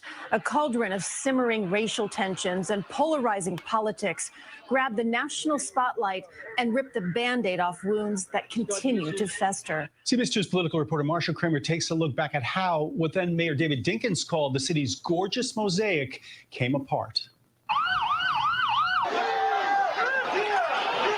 Crown Heights was on fire. The looting, rioting, and violence that started on the night of August 19, 1991, would go on for 4 long days, injuring more than 150 cops and 38 civilians, and creating 2 martyrs, one black, the other Jewish, 7-year-old Gavin Cato and 29-year-old rabbinical student Yankel Rosenbaum. They were, you know, people struggling to live side by side. All the things that had been happening in that community exploded that night. Burning of buildings, turning over cars, beating just anybody that they could get in their hand reach. Today marks the 30th anniversary of Yankel's death, and the terrible circumstances of his death, to this date, remain impossible to comprehend. Norman Steisel, the first deputy mayor under then-Mayor David Dinkins, Hazel Dukes, a then-Dinkins commissioner dispatched to the community, and Yoni Rosenbaum mourning the loss of his uncle. 3 people among many who still find the riots and what happened over the course of those 4 days hard to understand. There was so much misinformation that was going on that night until you really couldn't get a sense of reason. It started as an accident. A car in the motorcade of the Lubavitcher Grand Rebbe ran a red light and crashed into a building at the corner of Utica Avenue and President Street, hitting Gavin Cato and his cousin Angela. They didn't take care of the children. They leave the children on the ground and take care of the drivers and the passengers from the car. Gavin Cato's father talking about the spark, the misinformation, the rumor that touched off the violence. Rumors spread very, very quickly that the Hatzolah people made a conscious decision to deal with their own. We got to come together. It wasn't true. Community peacemaker Richard Green, who was also on the scene, said a high-tech EMS ambulance was needed because the Hatzolah ambulance wasn't equipped to deal with the injuries sustained by the Cato kids. The trauma and injuries to Gavin and Angela was such that they couldn't handle it. The argument is with the Jews. That's why I'm here. I don't have to be here. We got to understand each other. Hazel Duke says that in their anger, fueled by feelings that the 2 Cato kids were not treated fairly, the rioters set upon Yankel Rosenbaum, who was not involved, was not in the car, was not a part of the accident that happened.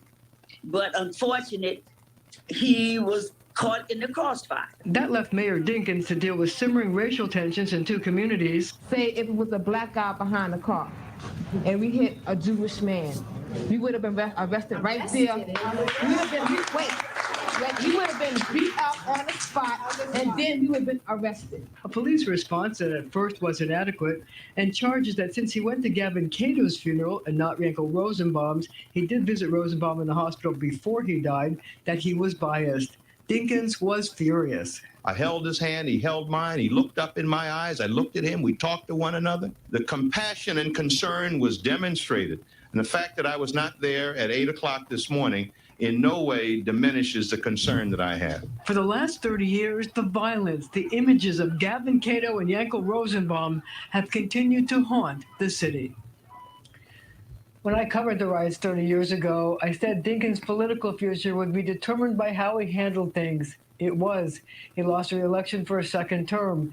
His fate seemed to be sealed by a devastating report on the riots by then-Governor Mario Cuomo. Christina Dick?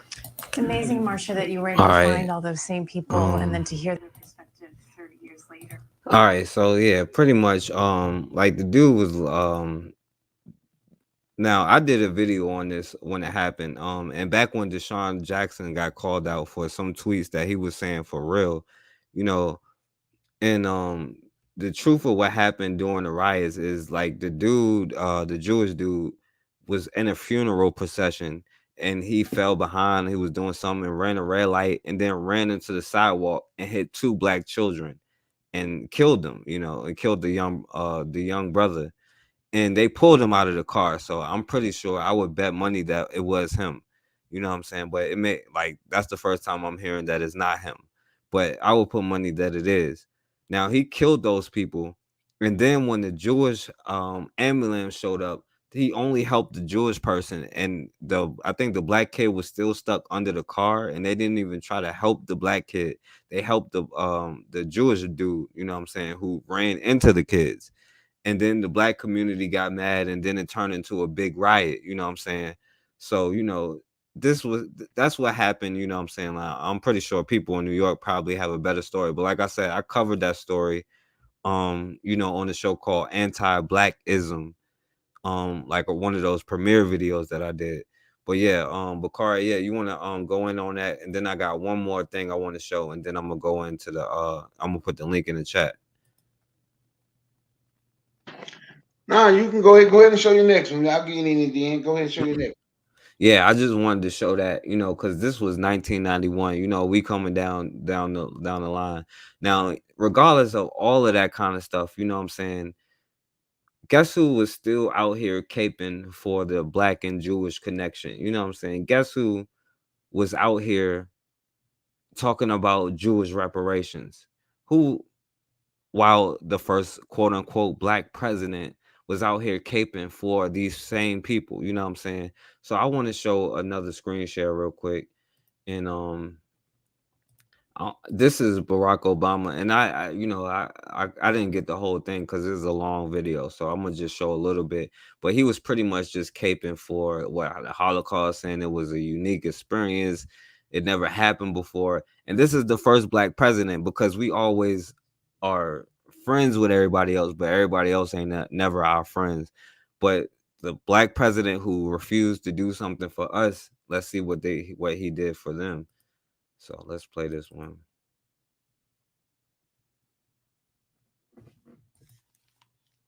Mr. Wiesel, thank you for your wisdom and your witness. Speaker Nancy Pelosi, we gather today to mourn the loss of so many lives and celebrate those who saved them, honor those who survived, and contemplate the obligations of the living. It is the grimmest of ironies that one of the most savage, barbaric acts of evil in history began in one of the most modernized societies of its time, where so many markers of human progress became tools of human depravity. Science that can heal used to kill. Education that can enlighten used to rationalize away basic moral impulses. bureaucracy that sustains modern life, used as the machinery of mass death. A ruthless, chillingly efficient system where many were responsible for the killing, but few got actual blood on their hands. While the uniqueness of the Holocaust in scope and in method is truly astounding, the Holocaust was driven by many of the same forces that have fueled atrocities throughout history. The scapegoating that leads to hatred and blinds us to our common humanity. The justifications that replace conscience and allow cruelty to spread. The willingness of those who are neither perpetrators nor victims to accept the assigned role of bystander, believing the lie that good people are ever powerless or alone. The fiction that we do not have a choice.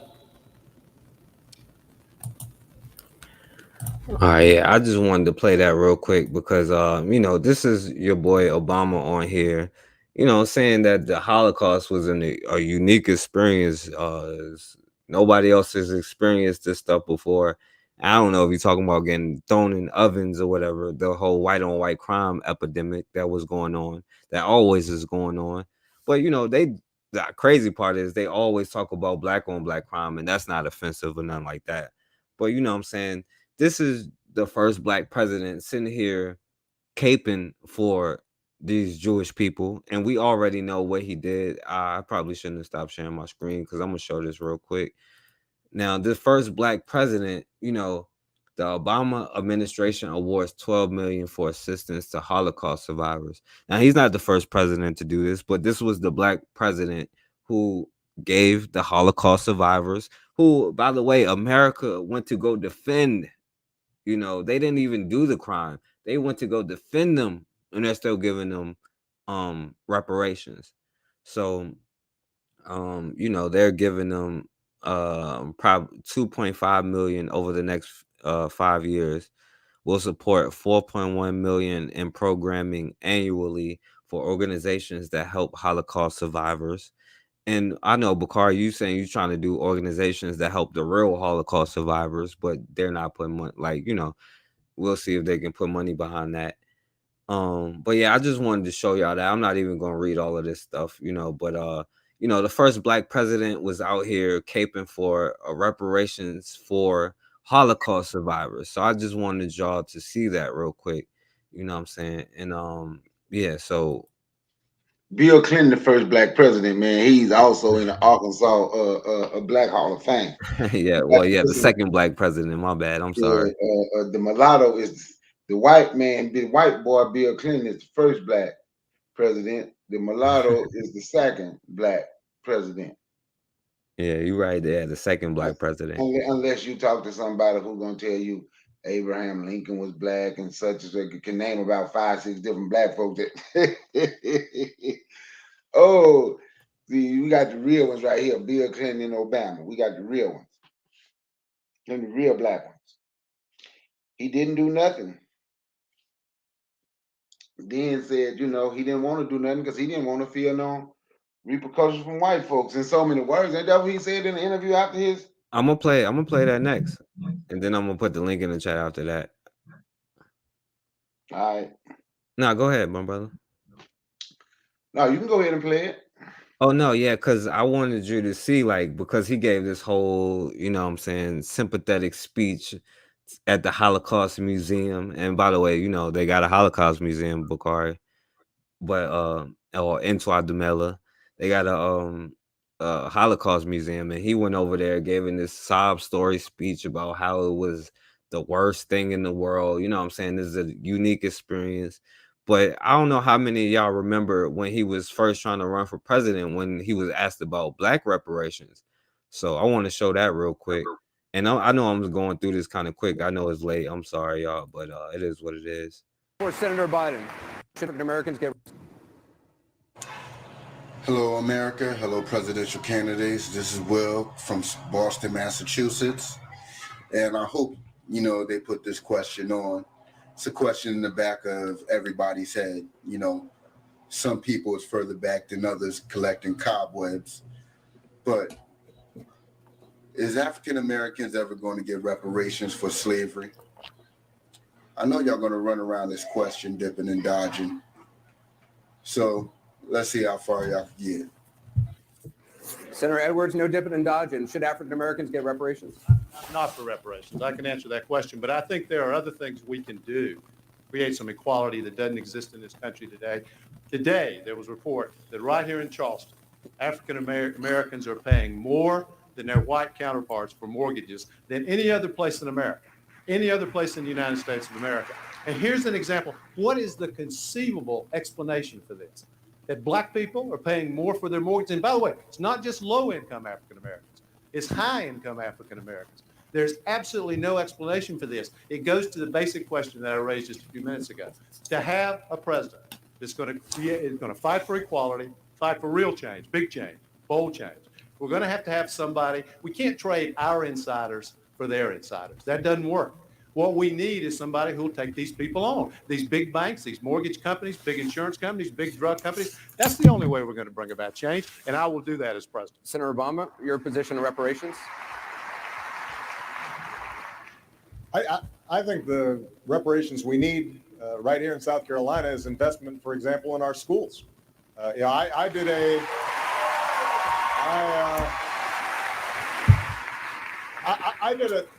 town hall meeting in Florence, South Carolina, in an area called the Corridor of Shame. They've got buildings that students are trying to learn in that were built right after the Civil War. And we've got teachers who are not trained to teach the subjects they're teaching in, high dropout rates. We've got to understand that there are corridors of shame all across the country. And if we make the investments and understand that those are our children, that's the kind of reparations that are really going to make a difference in America right now. Is anyone on the stage for reparations for slavery for African Americans? Are you? The Bible says we shall be and must be repairers of the breach. And a breach has occurred, and we have to acknowledge that. It's a breach that has resulted in inequality and opportunities for education, for healthcare, for housing, for employment. And so we must be mindful of that. But it's also a breach that has affected a lot of poor whites as well. We need to have a country which recognizes that there is an inequality of opportunity and a president who's ready to challenge the interest groups, be they insurance companies or mortgage companies or defense contractors who are taking the money. All right. So yeah, pretty much, they are saying, like, you heard Barack Obama's answer. When it came to reparations for you, he started talking about power to all the people. You know what I'm saying? We need schools in South Carolina for everybody, and this is the whole power of the people stuff. You know what I'm saying? And real quick, I'm going to play what he said after he got out of office about reparations, which is no point now, but I just want y'all to see this real quick because I don't know how many people heard it. And this happened in February 2021. I guess when he trying to help Joe Biden or something like that. But yeah, let's see what he says now about reparations. Sort of hold that being the same America. I think that it is partly because we never went through a true reckoning.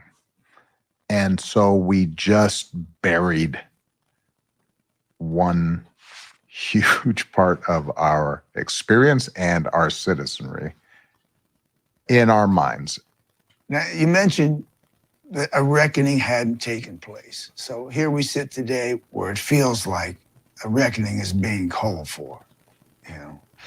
Is the country ready to deconstruct its founding myths, its mythic stories, its mythic history, or is it prepared to consider reparations?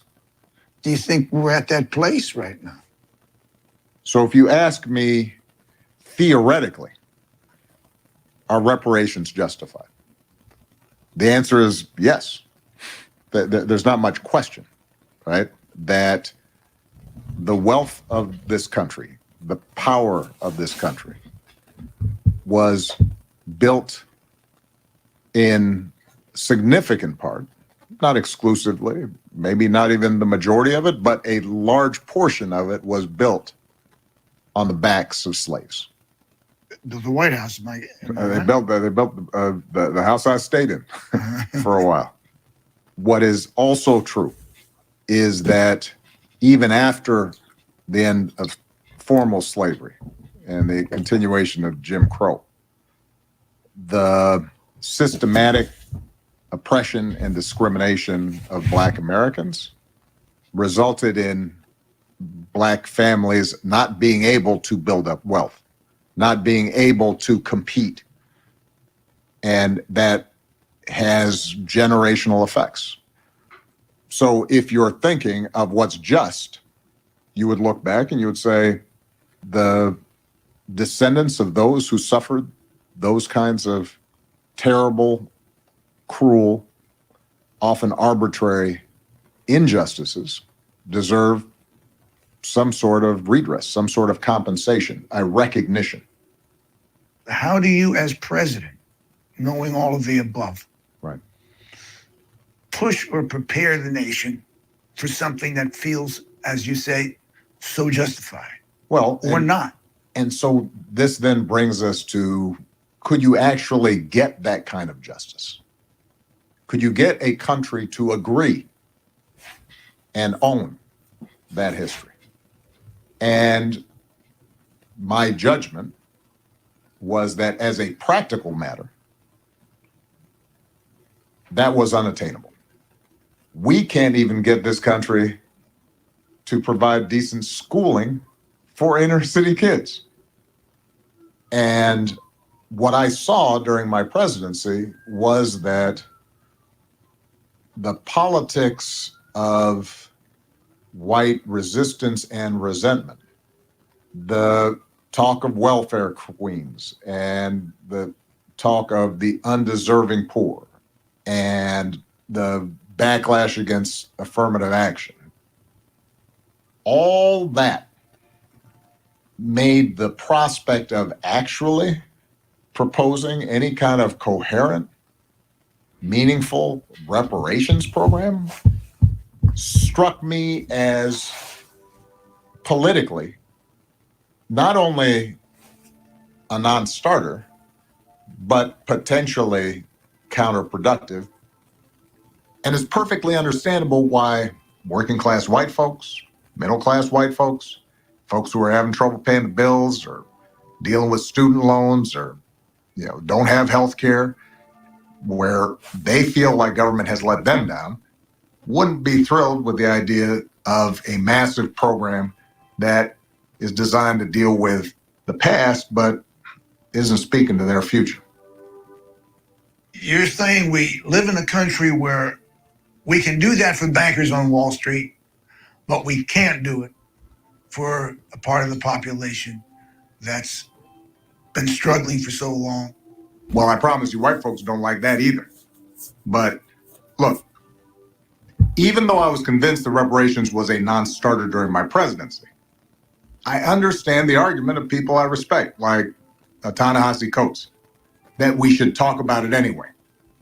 If for no other reason than to educate the country about a past that too often isn't taught, and let's face it, we'd rather forget. All right, so there you have it. The first Black president, what I'm saying, he gets reparations and stuff like that, but it's a non-starter issue because he mentioned white people a whole lot in that explanation of that. But this is what we get, what I'm saying? This is the stuff that we have to understand, that what's going on, and we are all we got, and yeah, of course he's deflecting, but symbolism is something they will give you, but something that is concrete, of course they're not going to give you. They will give you Juneteenth, but they're not going to give you something that will help uplift your community because they need you in the same situation. You know what I'm saying? But yeah, Bakar, you want to go in on that real quick, and then there's I'm gonna say something, right? Right, I'm gonna tell you something, right? It's back to something I said earlier. You know how when we say people was trying to get into their whiteness, right? the Jews and not the Jews, the Irish and the Italians, they was fighting to be white, right? So now when you're saying in the instance where they are fighting to be right, what we do when we say that, you are saying we are saying that they were being treated bad. So did he answer the question about reparations? No. But when he mentioned white folks would be upset too, it kind of go along with they were being treated bad and they fell for what rich white people said, and they wanted to be white. So they did everything they could to be white because they wouldn't accept it and they were treated bad. So if we give black folks reparations, we gonna have to give those white people reparations too.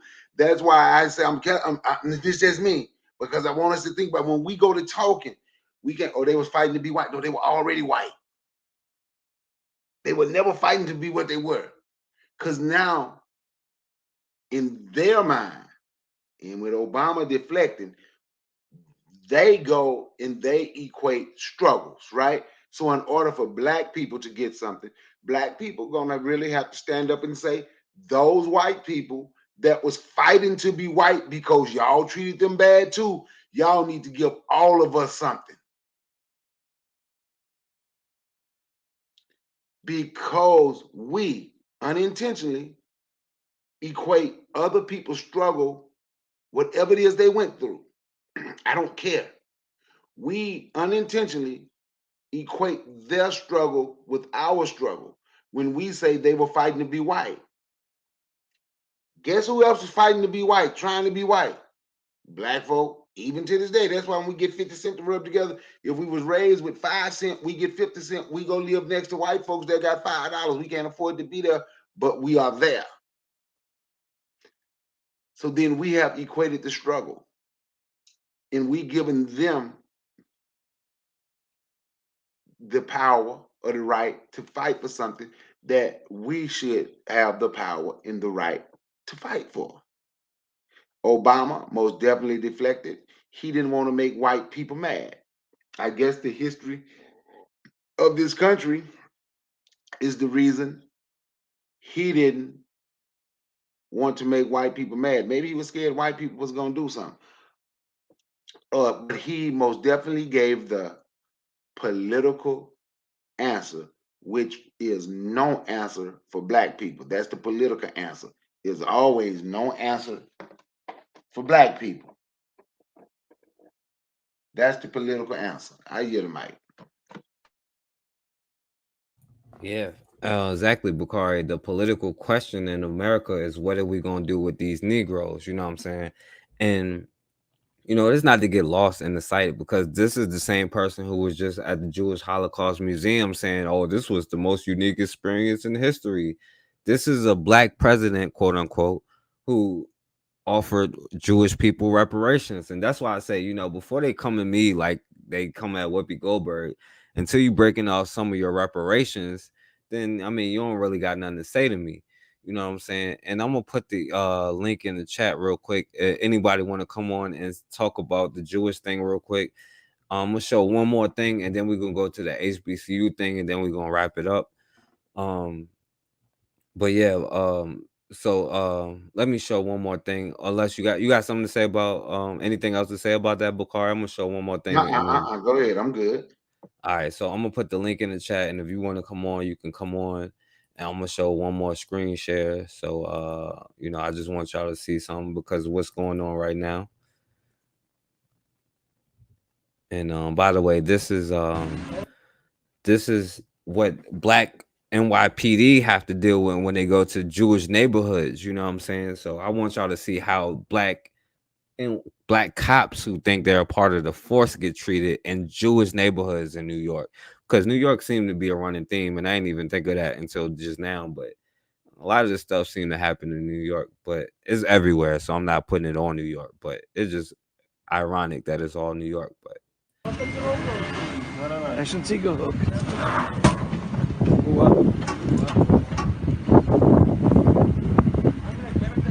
wen helm snel, wen helm snel.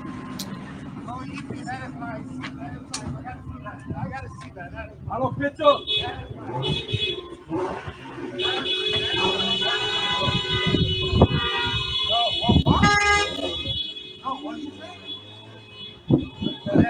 What are you gonna do? Punk me? Just put it on YouTube, and that's I would never do that. Just put it on YouTube. I would never do that. Oh, this is so great. The guy worked his ass off for a half hour. Start me about the pump. You work in the wrong precinct. You work in Harlem. They'll kill him over there. You talking about go to Harlem, they'll kill him over there.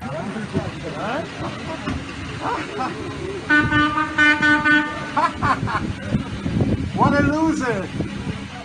What a loser! What a loser!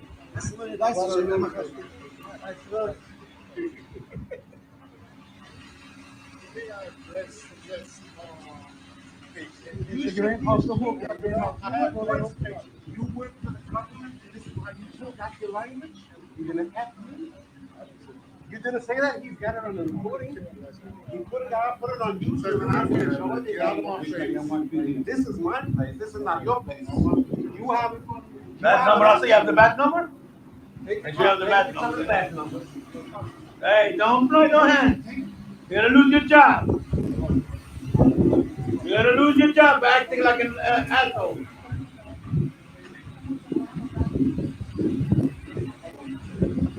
You'll find them in Harlem.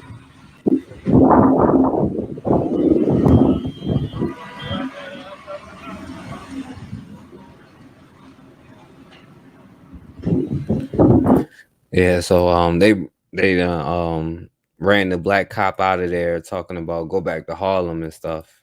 You know what I'm saying? Well, let me ask you a question, Forecast, in all honesty, right? Let me ask you a question. Let me ask you a question. If that was black people he was talking to, would he have left? I'm talking about that black cop. He would have called backup probably. So why do I give a damn because him let Jews treat him like that? That's him. He the cop. He wouldn't have done that with black folk. See, I know, and I say things because I think a little different. And once again, it come back to this a grown damn black man. Like, why do we let people treat the grown black ass policeman who would have put cuffs on me in a heartbeat or you if we were talking to him like that? But we allow people to treat us like that, then we blame them. No, it's 2022.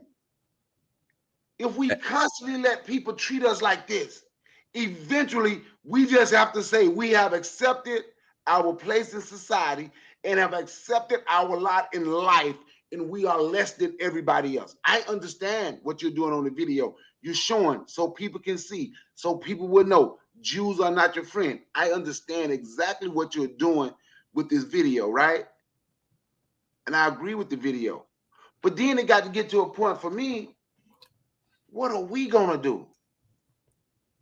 That's all I want to know. Like, goddamn, what are we gonna do? Why do we let everybody treat us like this except us? And this after Barack Obama gave him reparations, bro. Everybody can treat them like shit, but they got smoke for us. But I'm finna tell you right now, I was talking to a guy. I'm finna tell you right now, all this smoke. See, white folks know how to make black folks shut up. That woman on YouTube, that Cardi B sued. You heard anything else from her? The woman that's over there pushing genocide, saying black folks should abort male black babies. Say she ready to start soon. See, white folks can make black folks shut up. But when I say black folks need to carry themselves, we don't need to act like everything. We have to start respecting ourselves. We have to stop calling one another the N-word. We have to stop doing that, right? Don't nobody want to hear it. But white folks know how to make you shut up. Captain say this cop know when he would have went to court, nothing would have happened. Well, that's him. The reason nothing happened is because we depend on the people that do it to us to stop their people from doing it to us. I hope that made sense what I just said. Look who we are asking. Make them stop. We are asking the people that has historically did it to make the people that historically did it to stop doing it. I'm just saying. And then the way we act and the way we carry on, the way we treat one another, I'm going to always go back to that.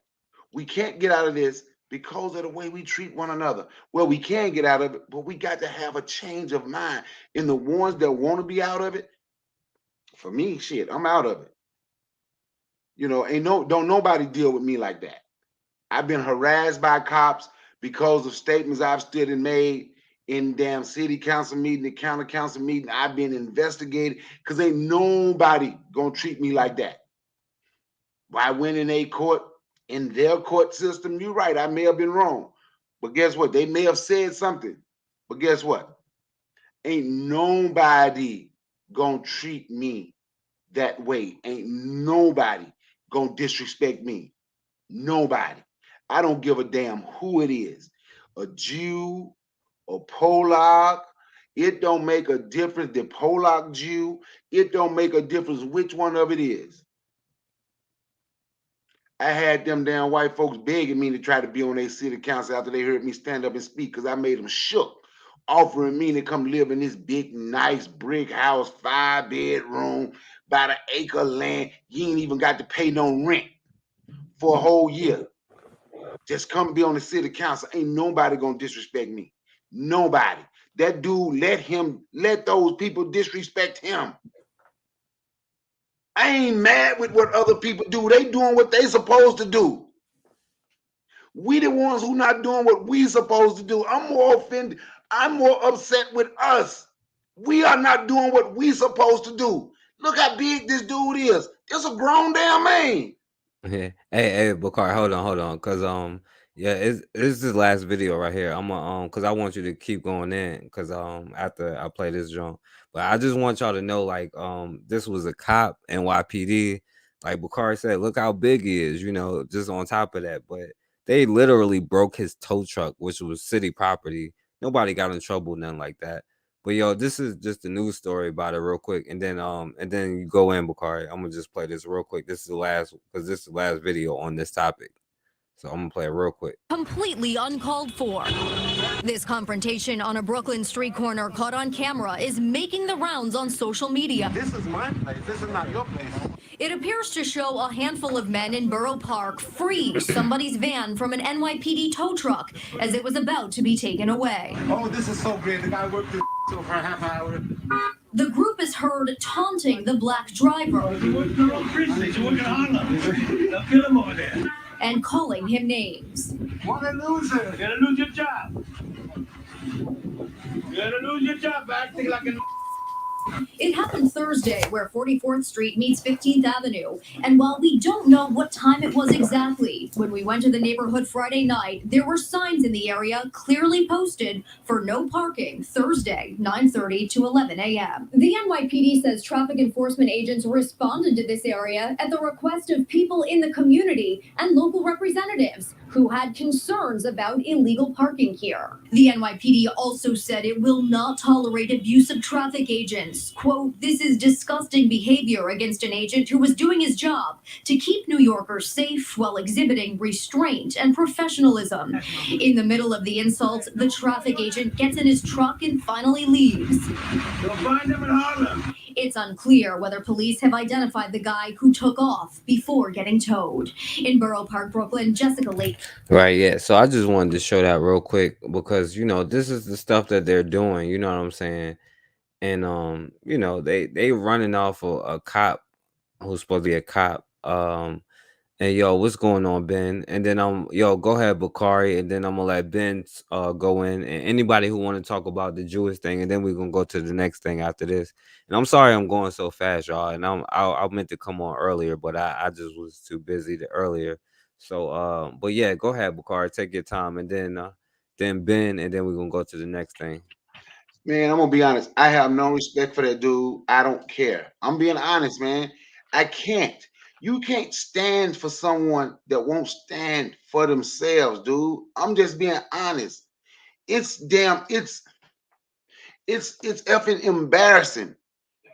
Anybody can treat you any kind of way. We don't say nothing. But then we going to kill each other. It's embarrassing on both sides. Man, look, I'm just gonna be honest with you, dude. That dude, I don't care. Them Jews could have beat his ass. I don't care. What kind of police officer are you? People can run you off. He had a. Why didn't he call? Why didn't he call for backup? Huh? He could have called for backup, but you know, we like to say, well, if it was us, look what they would have done. We don't know what they would have done if it was us. Because we don't want to come together like that. We want to fight each other. And I tell people all the time, and I mean this, powerful people do. Powerless people complain. I'm looking for power, so I ain't doing no damn complaining. How can I change? And anybody who don't want to change with me, the power that I'm garnering and what I'm doing, well, it'll just work for me and my family. It'll work for me and my people. Because I'm sick of the damn complaining. And I'm being honest, and I'm tired of us being treated like shit. And we just sit back and let people treat you like shit. And you never do nothing. Unless it's a black person. Ever. That's embarrassing. But when it comes to, oh, we got the melanin, we got the magic melanin, oh, well, but see, you know, we so spiritual in our spiritual being. And once you become so spiritual and holistic, well, you know, I got the knowledge because I read this many books. So, you know, I'm smarter than everybody. We got everything according to them. See, we the real gods on earth, see, because of what you got to do. Man, it's just sick and then you got to all power to all oppressed people. Those so-called oppressed people, once they get from under their oppression or whatever, they ain't thinking about you. We gonna look in the mirror. It ain't gonna change. It ain't gonna ever change until we change how we treat ourselves. Not saying we won't have problems. That's unrealistic. Not saying everybody is gonna get along and be friends. That's unrealistic. But goddamn, but we can still at least change how we treat ourselves, at least publicly. We can still change the way we talk to one another, change the way we respect our women, change, stop being a black boy or black child in a grown man's body. It's things we have, if we want shit to change the way people deal with you, we gonna have to change the way we deal with us. You understand? And if we don't, it ain't gonna ever change. Go ahead and go ahead, Ben. Okay, guys, this is a great conversation. I know I gotta go to work tomorrow, but like this is, the Jewish community will never respect you, will never do anything for you, and then the fact that they have a nerve to say, "Oh, these anti-Semitic." Look at how the United Nations adopts a policy where we can arrest you if you say anything about the Jewish community globally. There are hate laws in Canada. There's hate laws around Europe where you can't really say nothing about the Jewish community. That's one of them. Now, my second area we want to talk about is Barack Obama. How a joke Barack Obama is. Always caping for this group. He's always been sitting down with AIPAC, the Israeli lobby, which is the Jewish lobby that runs all the corrupt politicians. The Congressional Black Caucus supports people like AIPAC. And on Black Junction, before I did a series about everything, there will be one coming up again, which I'm going to bring that back, talking about the way, about how Israel is experimenting people with their own vaccine. And you don't hear no the SPLC, you don't hear the ADL say nothing about all the adverse reactions. Nothing. No complaint, no nothing. They just don't see anything good about themselves. Then you look at the same people that marched with Dr. King and that wrote the speeches for Dr. King, wrote them Then you look at Obama's guy. You know, you guys all remember that Rahm Emanuel, right? You guys all there? Yeah, yeah, my brother. Okay, okay. Y'all remember Rahm Emanuel? This whole family comes from this whole family's Jewish. This whole family comes from the Israeli Mossad, which is the Israeli Defense Force, which is our Emmanuel, who got the show with Joe Rogan. Most people don't know that about um the Joe Rogan show where he got his stuff. He was with Michael Moore because this Ari Emanuel, which is Rahm Emanuel's brother, he was also mentored between Michael Moore, everyone's favorite white liberal, and you know, and Elon Musk. So nobody brings that up. But then Barack Obama brings this man in office, giving giving him the eulogy. Robert Byrd. Wow, it's like wow, this is just the evil. This is destructionary garbage. Okay, then you got that black man who's standing. What a fucking hoe he is. A hoe that he was. He couldn't even stand on his own 2 feet to get anything done. You're telling me that's a black man? No, that's a bitch ass hoe right there. That's some punk right there. I couldn't believe he never called for backup. He never did anything. He didn't follow anything. Nobody rated that did these people. These people aren't nothing. No raids, nothing. But you know, we got we got hate for one another, and that's how the way it's gonna be. That's things what people want. We just want just look at Black Lives Matter. They have Rosenberg. There's that Jewish, yeah, a Jewish lady who owns that was giving money to Black Lives Matter. George Soros. You know where are we going? Was all Jewish. So, like I said, it's like this is gonna be a continuation till we start demanding our self respect. And I'll yield you all the mic. I'll still be with you guys. Yeah, thank you for coming on, Ben. And yeah, I wish I could have came on earlier because I know it's getting late. So yeah, if either of y'all have anything else to say about the Jewish topic, y'all can say whatever y'all got to say. I could go a lot more, and there's a lot more stuff, but that's only a couple of things. Like, you know, we went over from the beginning when they got kicked out of Spain. They went to the Dutch, to the Netherlands, and got involved with the Dutch. Came over here, New Amsterdam, and all of that stuff. They get And kicked out of all these nations because they nobody wants them why is that? You know what I'm saying? What because it they causes more destruction than good. That's man, why. man. And that's the thing, you know, they went over to the Dutch, came to New Amsterdam, New York, aka, and created Wall Street. And you know, then although they argue with other white people about being white, they got into the blackface stuff like every other group who argues about being white, and they eventually earned their whiteness. Yep, they funded it. Hmm? They funded it. Yeah, yeah, they did. They funded it. They funded England with the slave trade. They did business with that. And look up the Dutch West Indian Company, which I didn't even go into. That's a whole nother area. And the Jewish people kind of controlled that. So if you learn about the stuff that the Dutch West Indian Company was doing, that's a part of their legacy.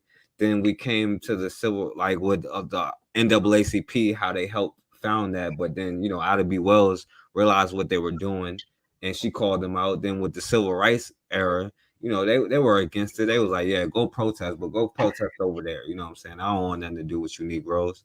And then, you know, up until modern day where they running over little kids, and then the Jewish ambulance. And I want y'all to realize I'm not saying condemning them at any aspect. I want us to learn the stuff that we should be doing.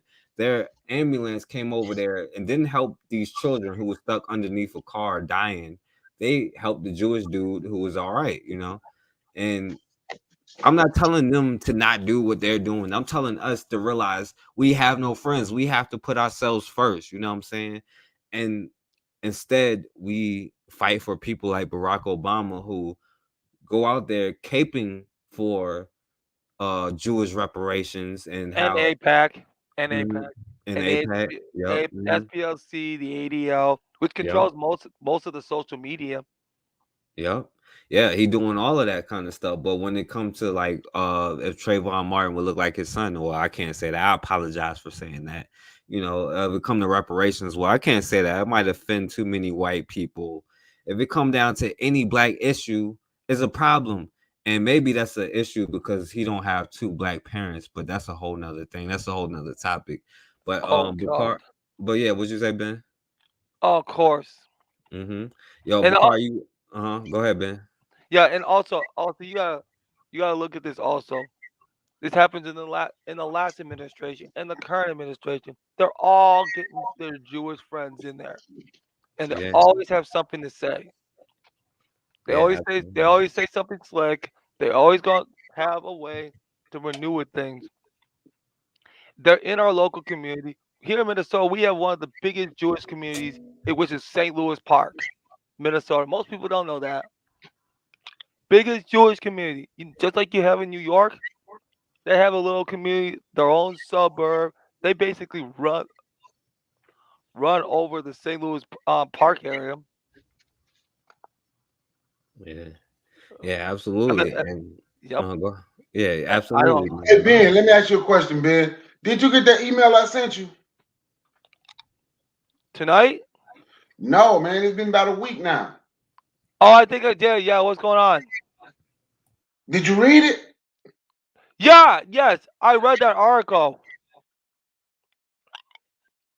in tech. I read that article in tech. It's a good one because it is showing some efforts of black people coming together in Mississippi. Did you see what they were doing though? Yeah, They're helping companies with like 5 employees or less. They're giving them money to base their company in Mississippi.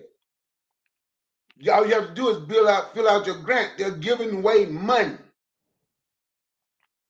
and no one talks about this.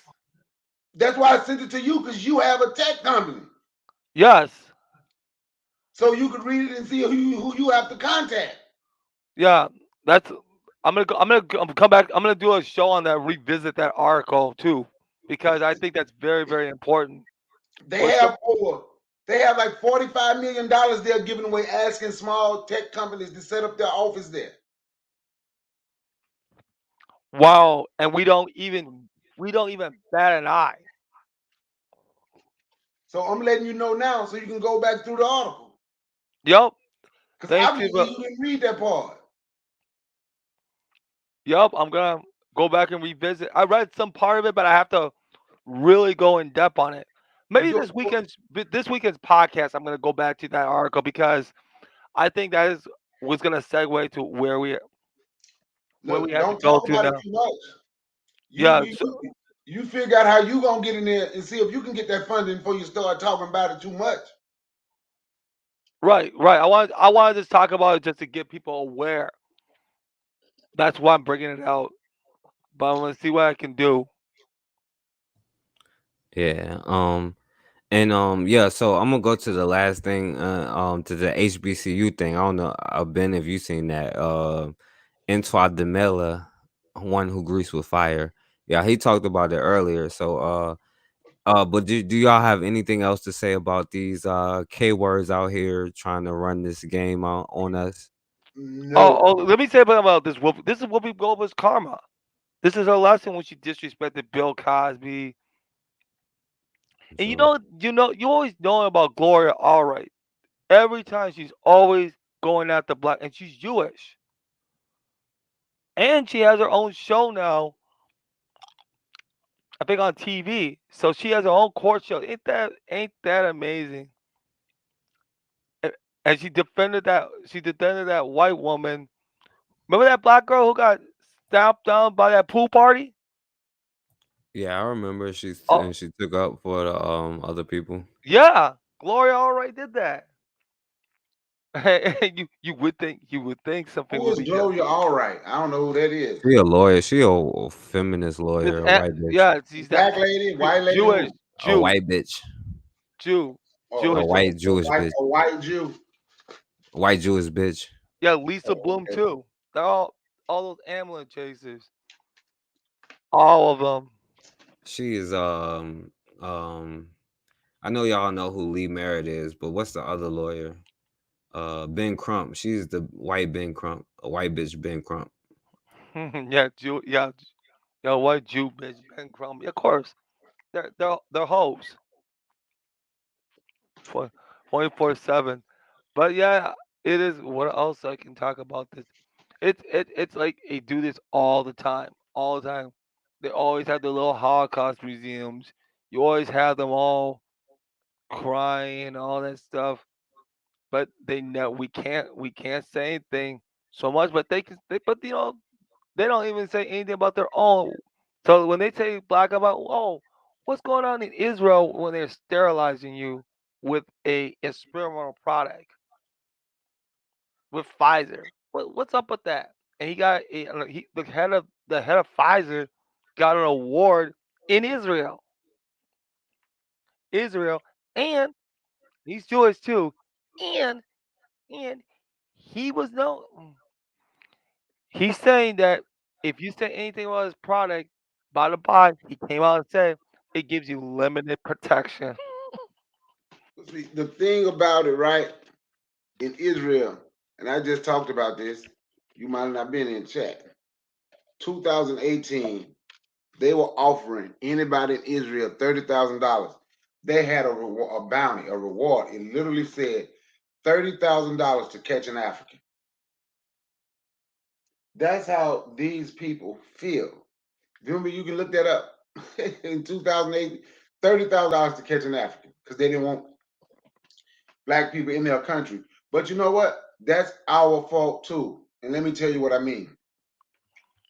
We haven't done what we're supposed to do so we can take care of our people. We are too busy trying to be like other people and accept anything that they give us. Like they accept anything that they give you. We're too busy trying to be like those people. So since they don't take care of us, we don't take care of us. If white people decided to give black people, if white people decided they're gonna do a concentrated effort just to support for the next 3 months, we gonna support all the black businesses. Guess what black people would do for the next 3 months? Support all the black businesses. We try to be like other people. We don't respect ourselves because other people don't respect us, right? So when I say the things that I say, I'm not trying to be harsh toward black people, but I'm just saying what I see. Like the other day when I was in the barbershop, I told you this black dude standing there, N-word, N-word, every other word, and a white dude there. I'm like, dude, god damn. Pardon my French on your channel. I'm like, man, well, you can't stop. Even in front of company. Oh man, he just like us. He from the hood. So he went on to explain how, I mean, you ain't like me. I ain't from no hood. I'm from the country. You ain't like me. I said, Wow. you gonna get him hurt telling him it's okay to use the N-word. See, even with Catherine with friends, and I love her and her sister, right? And I hear a lot of people say, oh, racism is taught. Obviously, it ain't taught to black people. Obviously, it's not taught to black people. Because black people complain about everybody being racist. So obviously, black people don't learn, right? That has to be. We can't even learn from the way that we're treated. We still try to figure out to make sure everything gonna be okay. Let's keep reaching our hands off. I only got 2 hands. Think about how many black people hands being cut off, you know, figuratively, reaching out, trying to be friends. They don't want to be your friend. Obviously, the message of loving your people more than you love everybody else did not get to black people. It made it to everybody else, but it did not get to black people. That's obvious. But it's time for it to change. And can't nobody change it but us. We too busy trying to change everybody else, telling them they're racist, instead of looking in the mirror, changing our actions. Instead of looking in the mirror, changing what we do. Instead of looking in the mirror, respecting one another. The 4 pillars: respect, love, provide, and protect. We have that for everybody except ourselves. And I'm talking about as a whole, not an individual. As a majority, we don't have that for ourselves, but we have it for everyone else. Some things are just natural, and people don't understand. We're animals, humans, the human species, animals. We're mammals, and people hang with their. Who you think the dog is gonna hang with? Go get some dogs and some cats. They might, you can raise them together, and they might be cool, but the dog's still a dog, and that cat is a cat. It just is what it is. Ain't gonna ever be the same. Lion and tiger, they're both cats. It just is what it is. Jaguar and leopard, it is what it is. And we don't want to accept it because we have been tricked to say we have to fix the whole world. But we can't even fix ourselves. Think about that. We trying to straighten other people out, talking about races and racism and all that other nonsense.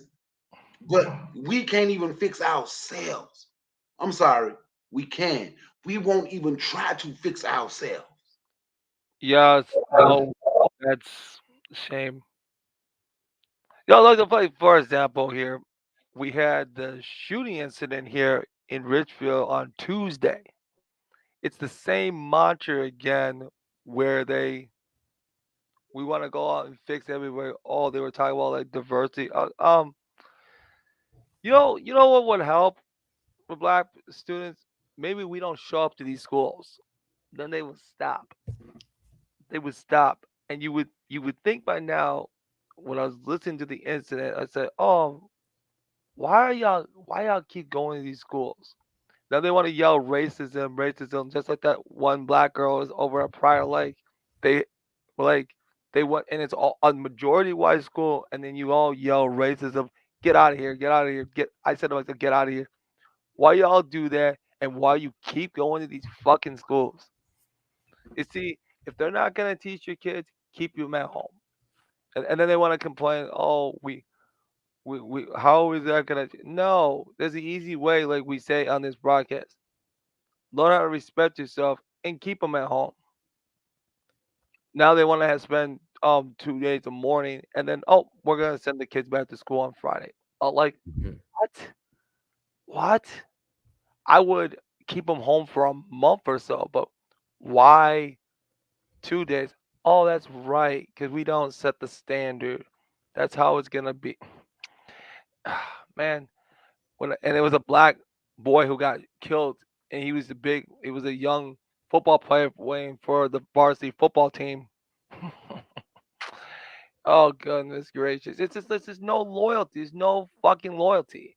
It's just like Barbara Bakari and Barbara Forecast. I said it's just there's no loyalty towards anything sustainable. We won't boycott our own holidays, but we got to do their holidays. Makes no sense. Oh, we're racist, racist, but why do you celebrate the 4th of July? Why you go celebrate Christmas? Why you go celebrate Thanksgiving? Racist holidays. You're doing a 180. You say one thing, but then you do a 180. Yeah. Yeah, I mean, yeah, that's a fact. And yeah, and there's a lot of stuff that we can keep going on about this topic. And but I know it's getting late already, and I started a lot late, and we've been on here. It's already gonna be 3 hours and stuff like that. So I'm gonna do the last topic real quick because I still want to talk about it. And Bakari talked about it earlier into Ademela. And Ben, I don't know if you've seen, because this is a good segue because you mentioned something about schools. So I want to show real quick about what's been going on with these HBCUs. Bakari talked about it earlier. So I want to show this real quick. And I wish I would have went on earlier so I don't have to rush through this stuff. But I already know this is going to be 3 hours already. So I'm going to show I'd these like to last comment on couple. it. Let me see. Yeah, so I'm going to show these last ones. All across the country and right here in Georgia, HBCUs are being forced to interrupt classes because of bomb threats. Today, Spelman found itself on the list of threatened schools. That's where CBS 46's Haley Mason joins us live. And Haley, this is such a disturbing story. Schools have been threatened for days now. They certainly have, and it is concerning, Rick. Spelman College is actually one of 3 historically Black colleges in Georgia being put on high alert as law enforcement swept the campuses looking for possible explosives. The students that I talked to tell me they're concerned about this growing trend as predominantly Black schools were targeted today. Destiny Jackson says she woke up this morning to learn that her school, Spelman College, was on alert after receiving a bomb threat, the second threat in 2 weeks. And I just kept getting all these FaceTime calls and my phone was just blowing up and it kept buzzing. I checked my email. There were like 4 different emails from, the staff and like from the president. Destiny quickly realized she and her Spelman classmates were not alone. At least 13 historically Black colleges and universities across the country have received bomb threats Tuesday, the first day of Black History Month. I have heard about it because we are in the AUC, so it affects all of us. So personally, I actually feel nervous for our students, like especially I have friends over there. Spanning from the Deep South to the East Coast, schools like Howard University, Bowie State, Russ College, all threatened this week. I am concerned because I haven't heard any PWIs. I have friends at Howard and they received bomb threats, Spelman and Albany. So that is very nerve-wracking because Jesus Christ, like, all right, what do you do? In Atlanta, Spelman College is nestled along Morehouse College, Clark Atlanta University, and Morris Brown College, all HBCUs who've received threats in the last few months.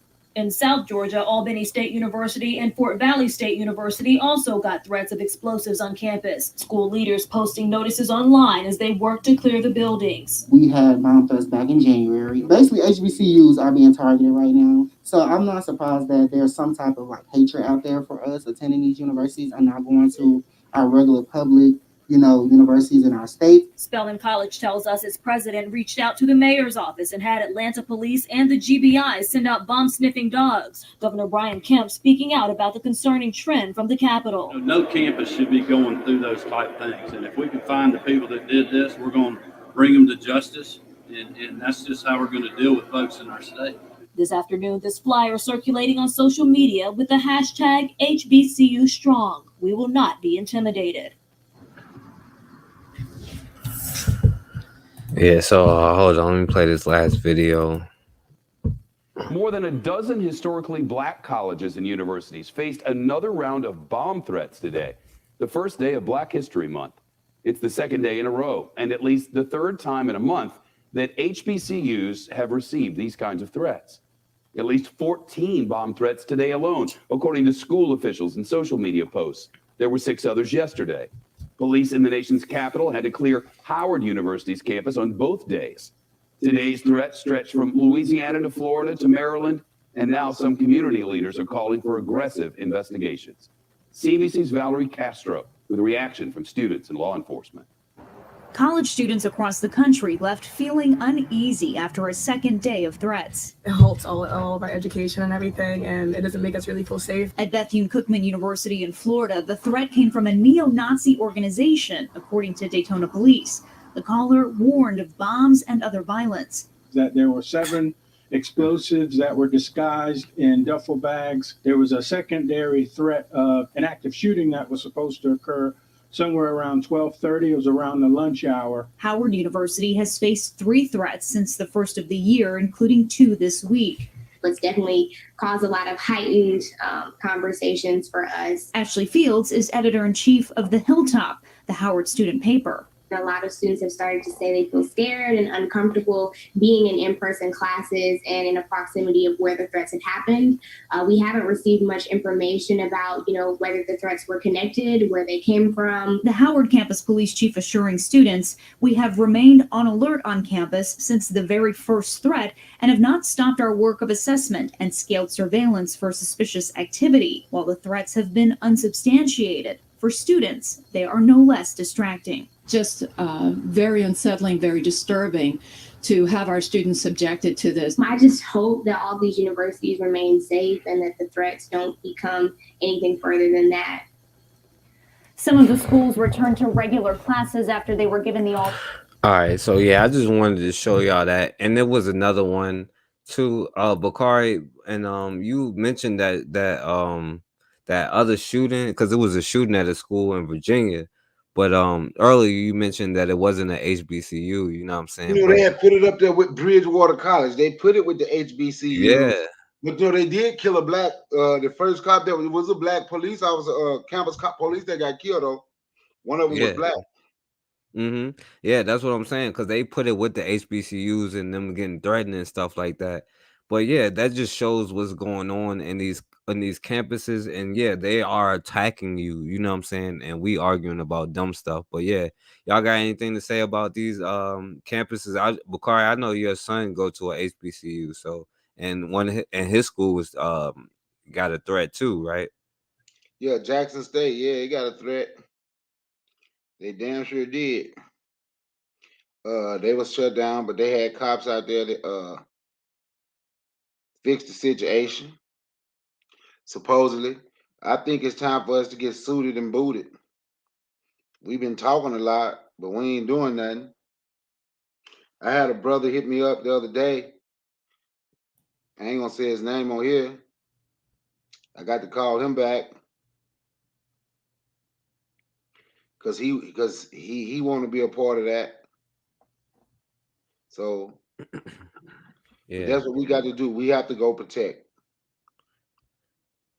Yeah. Hey, and let me say this real quick, and then I'm gonna let you go in, then Ben go in. I just want y'all to see, well, they got the ads up here, but I want y'all to see all the schools right here that got threats over the last like 2 days. Like from Delaware State to Bethune Cookman in Florida to Xavier University, all across, everywhere. You know what I'm saying? And at least 6 historically black colleges, but we can see it's more than 6 right here, received bomb threats, because I live in Virginia and they call it the DMV area. So schools up here got it, but they said Southern University and A&M, Howard University, Bethune Cookman University, Albany State University. And by the way, Bethune Cookman was a black person, so I guess that's a black school right there. But Bowie Yeah, State Bethune, University, black. Mary McLeod Bethune. Yeah. and Bowie State University and Delaware State University all received bomb threats this morning. 5 schools continue to investigate the threat and remain either on lockdown or have issued shelter-in-place orders.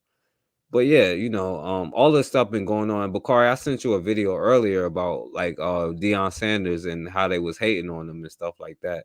So yeah, I just wanted to show that real quick. But yeah, go ahead, Bakari, and then Ben, you can go in on that. Well, look, man, like I said, we're going to have to get suited and booted. I've been saying we need to come together and create some type of organizations where black power organizations are going to, we're going to the colleges and not just focusing directly, all our attention go directly to prison. I'm not saying forget about people in prison, but we need to have a presence. And if we don't see that right now, something is wrong. We need to have a presence right now at these HBCUs. We need a presence there now. We have to get together and go out and do the same thing for our youth there that we do for our people who's out, what's the word, trying to survive. And they made a decision where they ended up losing time off of their life. We need it, so we got enough doing that. Our people in prison, we got enough people going that. We're gonna have to make a presence at these schools. We need some Black Power groups to go to these. We need to get out here and get to these HBCUs and show our kids there that we love them too, man. And I yield the mic. Yeah, and I'm gonna show one more thing, and then that'll be it. But I want to show why they doing that. But go ahead, Ben. Let me get my mic. All right. See, this is the situation again. We gotta have protection for these children. Let me tell you something, and the message to these parents: you are the only people that can protect your children. The schools will not protect you. The police can't protect you. You can put all that money for all this security, all this police presence, and nothing is gonna stop any of them. How about we talk about all these gun-free zones? You know, you always know it. Every time there's an incident like this, every time, they're all at gun-free zones. All your universities, all the black universities, all the big-time universities, you have all your public, private schools where they are not allowed to have guns in the schools. And every time you make them so defenseless.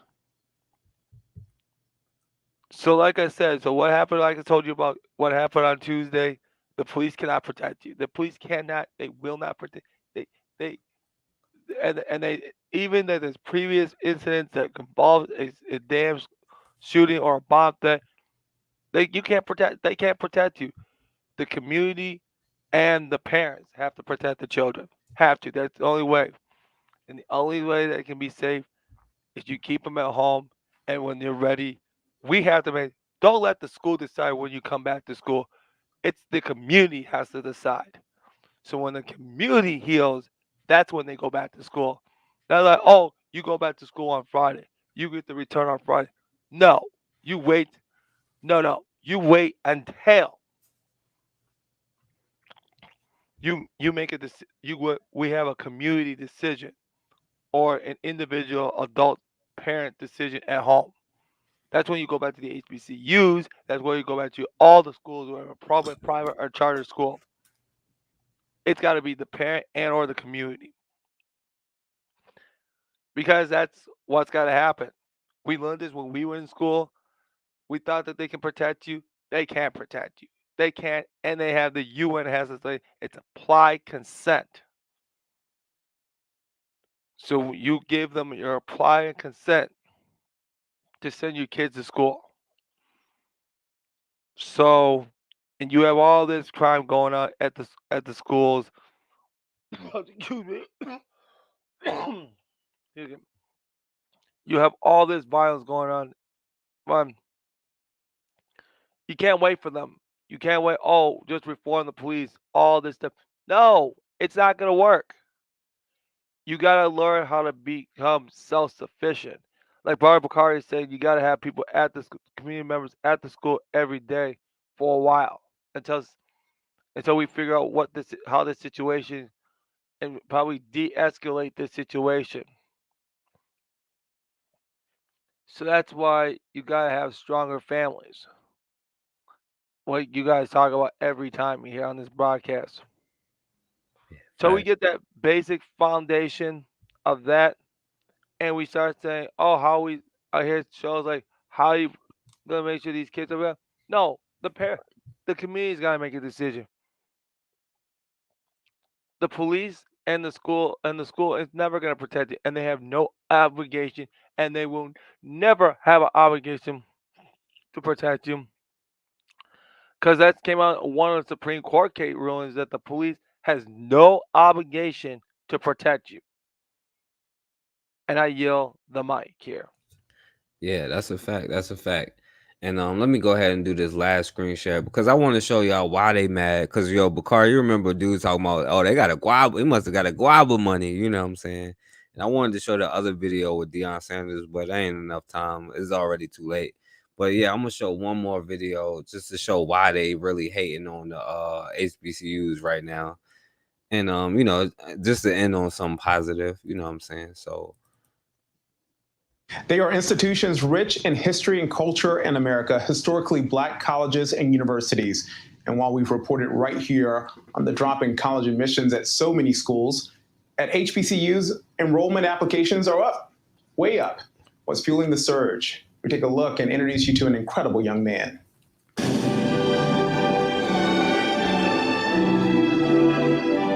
It's the time when high school graduates make that consequential decision. What's next? You did it! You made it! Curtis Lawrence has made his choice. I decided to go with SAMU.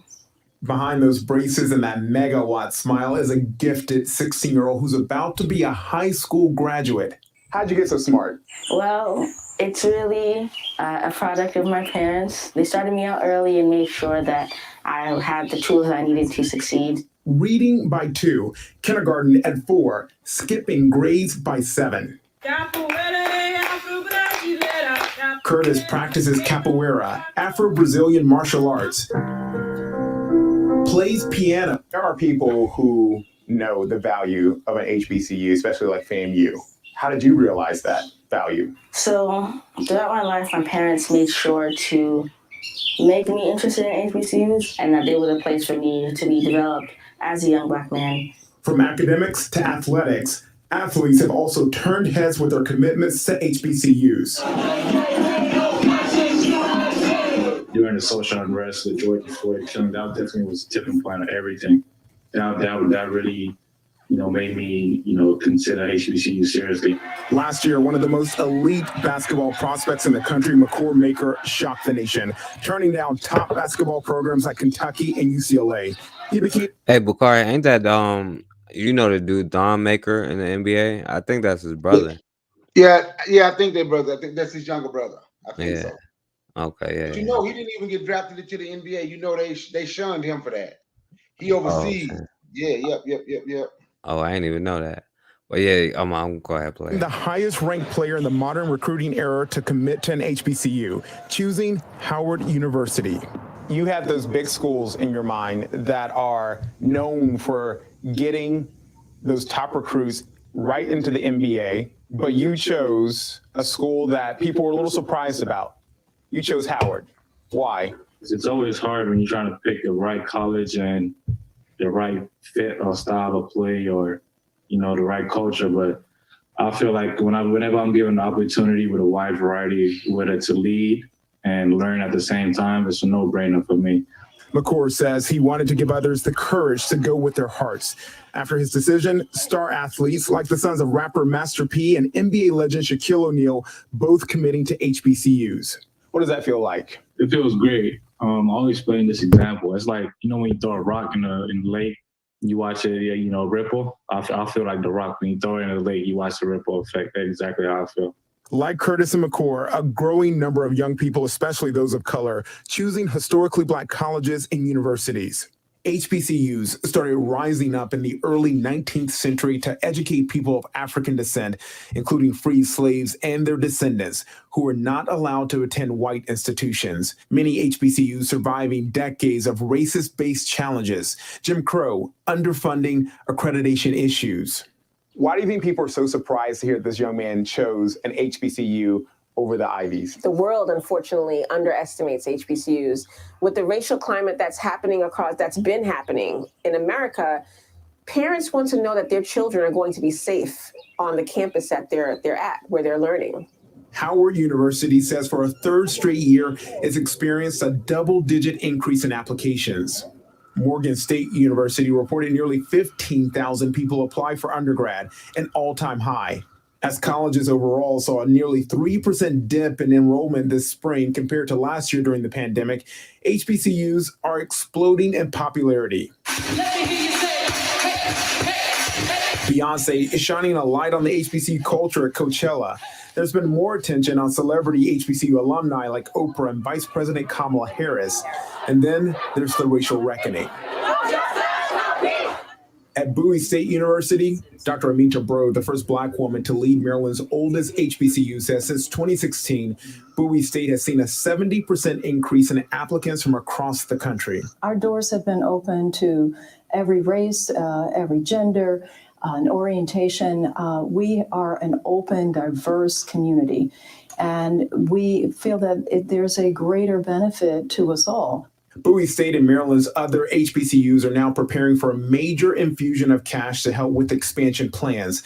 $577 million approved by the state for years of underfunding. I believe this is a wrong that has been righted. And so now we're looking to the future to build up our programs, to create greater academic innovation, to provide the scholarships so sorely needed for our students as we see a growing gap across the country. Curtis Lawrence III. As Curtis prepares to graduate from high school, the 16-year-old has already earned his associate degree from George Washington University, which means he'll join FAMU as a rising junior. What do you want other young people to know about HBCUs? For young people, I would say that HBCUs are where you should go. They have a specific culture to them that other schools don't exactly have, that they can't match. Shout out to those FAMU Rattlers and All right, so yeah, I just wanted to show y'all that because they mad because the HBCUs are starting to get noticed. They starting to get the athletes, and I showed Bakari the video earlier because I would have showed a lot more videos, but we were running out of time. But you know that brother, he was committed to Florida State. I forget his name, Bakari. But yo, he was committed to Florida State, and then at the last minute signing day, he went to Jackson State. You know, and I encourage that kind of stuff. You know, let their hopes get up, and then at the last minute, you know what I'm saying, crush them. But it's not just about the athletes; it's about the brothers with intellect too. Like how Ben got his platform he's trying to build. You know what I'm saying? That's supposed to be a place where people like that can connect. You know what I'm saying? Like where Bakari can connect or whatever field he's in, but he can connect with the people that's in the field, or me, you know, I can connect with the people that's in the field. But that's why they mad about these HBCUs, because they realize like now the younger generation, like, because I get it, a lot of people is running away from their blackness, but at the same time they're running to it, you know. And that's the irony of all of this stuff, is more and more black people willing to go to HBCUs, and more black people willing to do the things that they have to do. And when black athletes especially start going to HBCUs and not so much these Florida State and Florida and Texas A&M and Alabama, all these schools is going to start losing money, especially with the scholarship, with the sports scholarship stuff. You know what I'm saying? So of course they're going to hate and start making threats and terrorist threats and all of that kind of stuff. But yeah, any of y'all brothers got something to say about that last thing? That's the last screen share, so you know. No, I'm good. I don't have anything to say. Okay, yeah, you don't got nothing to say about the HBCU thing? You know what? It's good. Like, you know, I'm a big proponent of HBCU. I've been trying to get people to say, you know, we need to go to an HBCU. I've been wanting people to understand the need to go to an HBCU and how important it is. But we can't make our people understand that. Even with sports, it's hard. I'm glad Dion is there, and it's changing. It has changed a little bit, but even with sports, they say it's easier. See, it's easier to go pro because we think white folk gonna make it easier for you. But then when you sit there and show them, it was about 6 of us having this conversation. And I said, go back and look at all them black people that went pro in NFL from HBCU. Yeah, that's because they used to go. I say, that's the point I'm trying to get you to make. If they went pro back.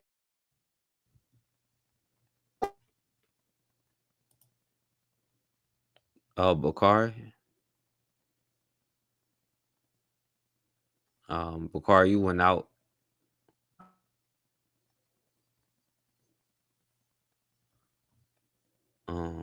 I don't know if Bakari there. Bakari, if you there, I can't hear you. Go in and go out or something. But yeah, go ahead, Ben. Okay, here's what we got with the HBCU situation. There you can see the angle of separating from other races in these schools. Now, I have my issues with the funding, with the establishment funding, who built them, who all the you we know who we talked about tonight, who has ties into that money. But as a tool, I'll say that yeah, maybe we should learn how to separate ourselves and get away from it, like what Deion Sanders is doing, because this is ridiculous. There's so many levels of this whole thing. There's no reason we shouldn't be suffering the way we are today. Excuse me. I'm sorry. The people have to start demanding their respect. So I think this is the one time when you see all these threats going on, why have they never get the people? Have we seen the people who did it? We gotta see who are because they will take them in. Or have they checked any of these messages since on their social media accounts? Because every time if there's a black person, they'll always check everything, make sure, we got all this stuff going on. But if they want, I want to see all the details come out. Who is making these threats and find the perpetrators and them accountable. So the idea is of them going to these HBCU is a start right there where you can be doing this stuff on your own.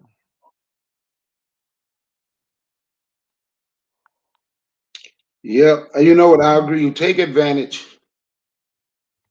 of everything that they offer. Whatever it is, you take advantage of it if you can take advantage of it. Can y'all hear me now? Yeah, you good now? Take advantage of whatever you can take advantage of. But we have to be willing to do for self in HBC. Because I'm gonna tell you right now. See, this is what they're doing when they get that money away. You do know that other people going to HBCUs now on minority scholarships. Did y'all know that? You mean like the scholarships for white women, white Who? bitches? White folks, Mexicans, Arabs. Yeah, that shouldn't be happening, and they should stop that program too. They're going there on minority scholarships.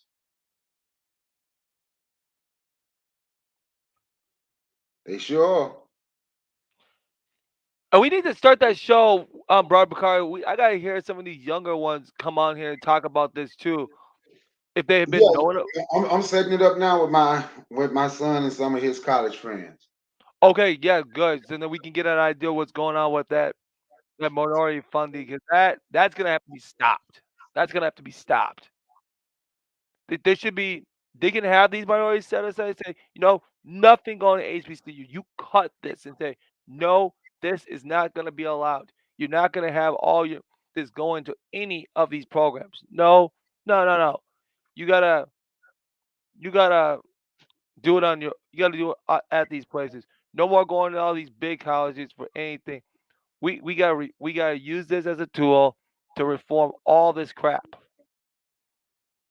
reform all these spaces, and then if we use that, we can take that and they have an African spirituality. If we reform the curriculum, but now we got to run the curriculum and we got to change all this stuff.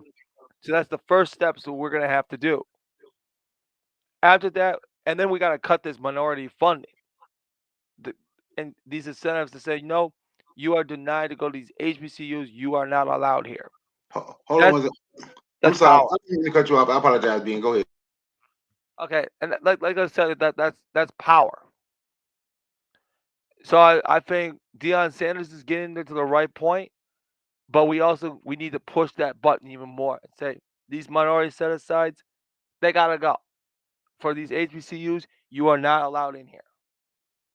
This is designed for black people and only black people. And when we get that stopped, we go in, we start changing this curriculum. African spirituality. We're gonna have education, the foods. We're gonna drive all this junk food where they get big corporations out, out. We're gonna make our food with pure African food. We do that in the next. We can change this thing right there from that zone in one generation.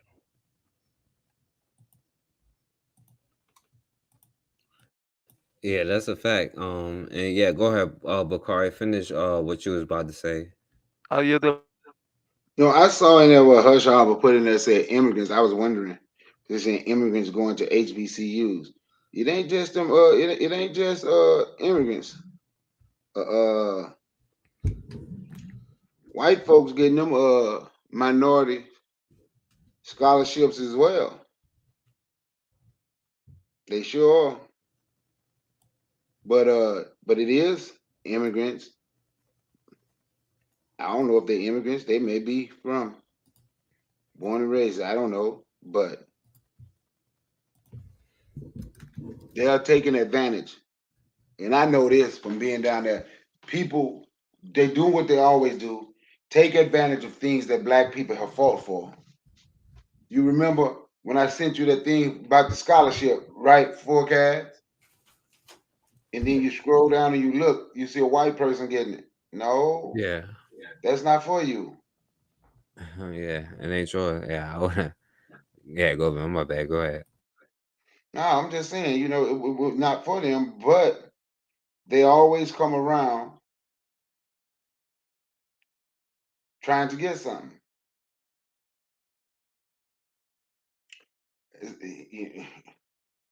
We have to learn to say no. It's just that simple. Yep, that's my take on it. I yield the mic. All right. Yeah, definitely, my brother. And yo, I appreciate y'all for coming on here. And I know it's real late where I'm at. I know it's late where Bakari at. And so I thank you for staying on. I thank all of y'all for staying in here. The chat been saying it's been pretty consistent, but my guess is probably like 50 to 60 people real time in here. But it's just the fact the stuff I be talking about that they got a problem with. And also, like Bakari said, if I monetize my page and get on here saying N words ain't ish and this N word does this and putting people's criminal records out there, my I'll have 100 people in here right now. But don't ever think that that's not the truth. You know what I'm saying? That's why I'm glad Ben is on here right now, because he's trying to build a platform where we can have these conversations and we ain't got to worry about all this BS where these Polish kike bitches is blocking us for telling the truth. You know what I'm saying? Yeah, and that's exactly what that's why it's still in the work. I'm trying to get that live stream to get up. That's the issue that we have to deal with. So eventually, I have to find some software to get a live stream up there. So once I have that, I should be good to go. But that's the major thing. And then the Black Junction site, the archives of those videos, I'm trying to put that on my website too. So All right. Hey Ben, hey, by the way, like while we on here real quick, like yo, is this something like yo as a people we can do to help you, or is it something that you just gotta do? Like is it something that you need help with other people to help you with to make it easier for you, or like what's up? yeah, that's a great question. No, it's it's great for support because it will go the process can go through. I can I can pay off some of the important stuff that needs to be done, like the website. I can do things to stable. Make sure the marketing angle is done to make sure that this whole media is set up. So the podcast is stuff. It's very very important to have these conversations. And and then even when we talk about HBC, I do need to start tapping in some of that HBC, the black people in tech that come from HBC, what we can I like to do, what I prefer to see at these HBCUs. So let me speak this now. There's actually going to be a show about that. Probably that might be Tuesday show. So that's probably coming up this coming Tuesday. Because I think it's time to. I really want to cram these shows in and cram some of the important topics of that because Tuesday will be the anniversary of the 1 year of start launching Zoe the Media Enterprises. Tuesday, so I'm gonna have a celebration Tuesday evening next week. Wait, hey, say the date again, Ben, when you gonna launch it? February 8th is when I started launching Zoe the Media Enterprises. and we're getting to our 100th episode of the Black Tech Building Program. So I want to have a little celebration there too, coming up in March. So I got some interviews coming up. So I'm gonna be hitting these things pretty hard with some of the big voices in the Black Tech because this is gonna have to be very important to touch. Yeah, Because I hey Ben, hey before that date, could you come back here and like have a tech conversation with me? what day can you do it? Um, you said before the 8th. Let me see real quick. Maybe Friday? No, today is yeah, Friday or Thursday. Saturday or whatever day is better for Saturday will you. be what time on Saturday? You let me know. I'm good at anytime.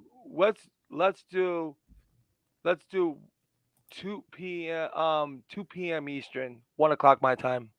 Yeah, that'll work. That'll work. I'm gonna set it up. Thank you, my Okay, brother. just message me 2 hours before, and then on my email, and then I'll be cleaning up. But we have to do this show. Yeah. That'll be the Black Tech Building Program. So you'll be my guest on Saturday. And I had another sister last week. She was a she was doing copywriting, so she was getting a job with Target. So she lives in the Atlanta area. So I met her at this Target Black History Month event.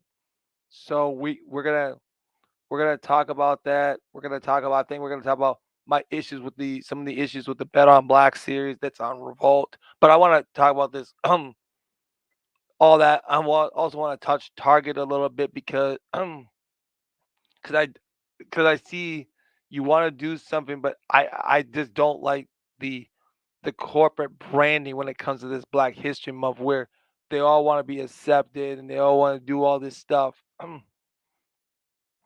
So I want to touch that. So it's gonna be a Black Tech Give Back weekend. I'll Give Back show on Saturday. So that'll be Saturday at 1 o'clock Central, 2 p.m. Eastern.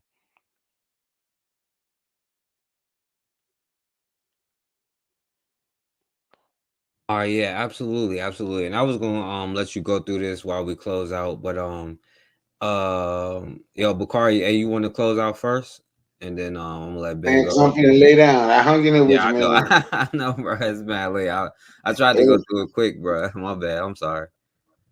you good? Look, man, I thank y'all for listening. It's your boy Bakar. My channel is Brother Bakar. My name on here for this show of Entwided Mailer, he who greets with fire. That's Swahili for he who greets with fire. So my channel is Brother Bakari. If y'all haven't heard of me or hadn't heard of me, you have now. Go check out my channel, Brother Bakari, and smash that subscribe button and that notification bell.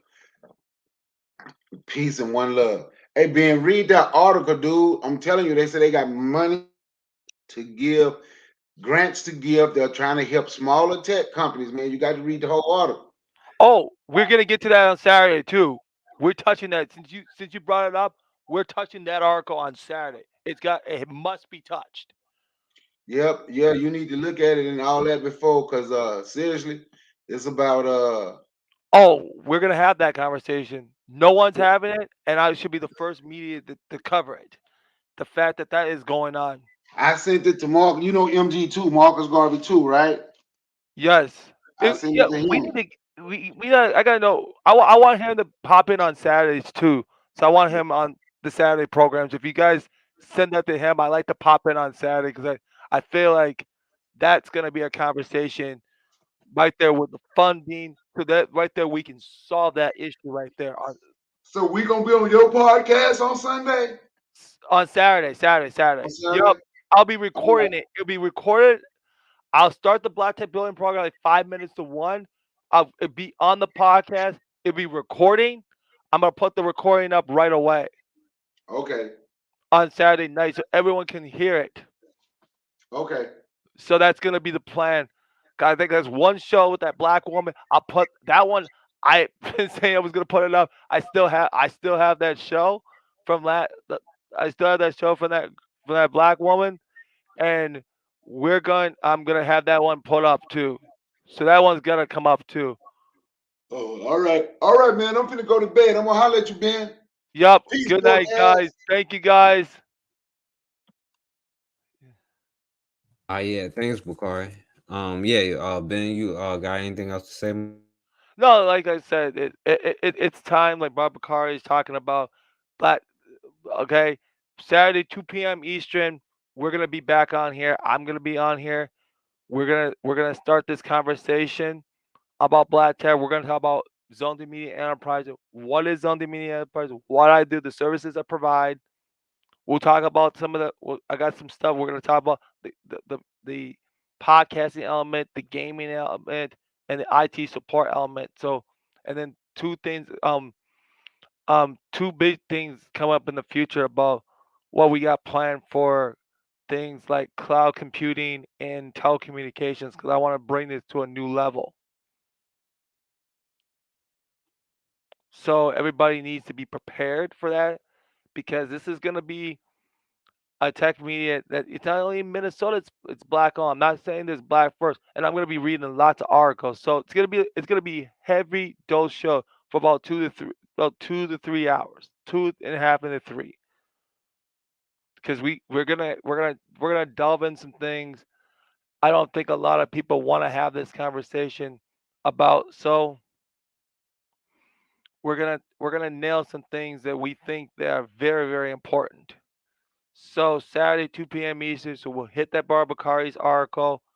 We're gonna hit that, and then we're gonna hit all these important other stuff too. So get ready. It's gonna be a good Black Tech Building Program show on Saturday. The specials on Saturday, and the spaghetti dinner is coming up too. So it's gonna be a good show, guys. Guys, thank you very much, guys, for this discussion. Black First, Black Tech Media, and we're gonna have a good time. Thank you. I'll yield the mic. All right, yeah. Thank you, Ben. Thank you, Bakari, for coming through. Thank everybody who came in the chat room. I know this was a long show. I didn't mean it for it to be a long show, but it was a lot of information that we had to go over. And there's a lot more stuff that I could have talked about, those K words that always be talking about some anti-Semitic. Because I tell you, anybody who talk about anti-Semitic is probably the most anti-Semitic person you know. You know what I'm saying? Oh, you So darn right. So like when they start accusing you of that, know that because they really feel that anti-Semitic only means their group of people, and they trying to classify themselves as race, but it's not a race. It's a religious ideology. You know what I'm saying? And they are no different from any other European white person to me. You know what I'm saying? They are all the same. You know what I'm saying? And they understand the threat. They understand the problem that we could cause if we start working together. That's why they got a problem with the HBCUs.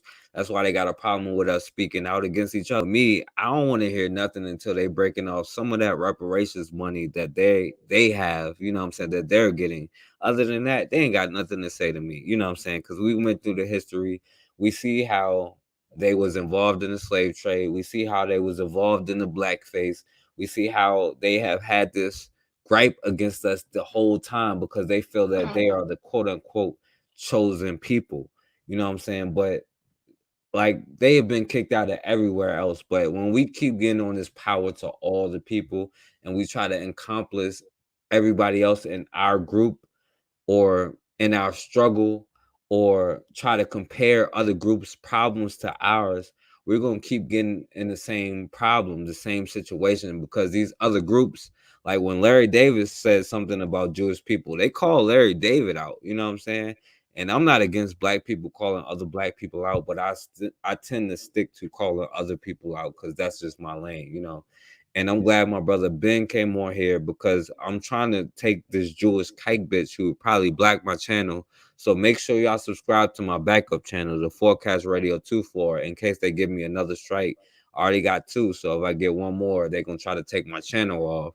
But I still got all the videos out there.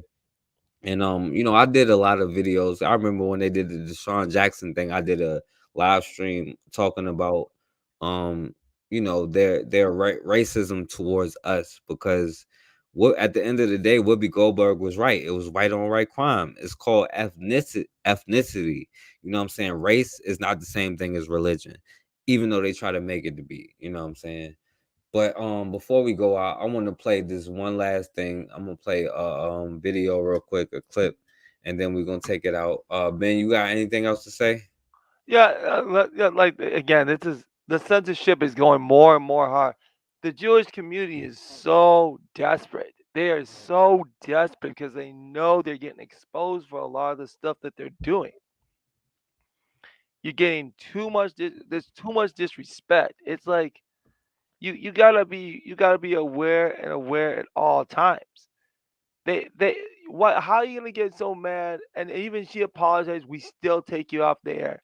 That's how much power the ADL, SPLC, and y'all guys know that they also were involved in the Oklahoma City bombing. They all trained McVeigh and cooked the bomb with the FBI. Cooked the bomb, trained the drivers. They had warnings. They told them not to come in. It's like you got Merrick Garland, who now at head of it. Again, this is you, man. We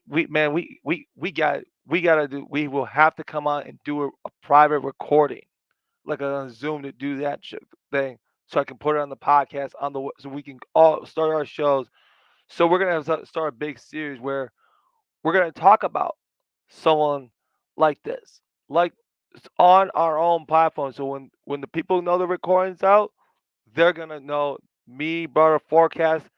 We're gonna have to do a Zoom. We're gonna have to record that one and talk more and go more in depth about that, so you understand someone who you really, when you want to talk about the Jewish community, we can say that without being censored, and that's gonna be a big show. So, like I said, we're gonna have to do a separate show on that. Okay, so we'll do the tech one Saturday, and then we'll have to schedule a time when we do a Zoom interview where we're gonna have to record this. Yeah, facts. We're gonna record it. We're gonna have to record it and really talk about that, and then it's ties, and we're gonna tie just Merrick Garland. That's another part, and the Oklahoma City bombing, Yeah, and absolutely. because he covered that up, which he's now trying to do the January 6th, where the Jewish community is right there on that one too. It's all gonna tie in. And I yield the mic for the last time. Thank you very much. Good night.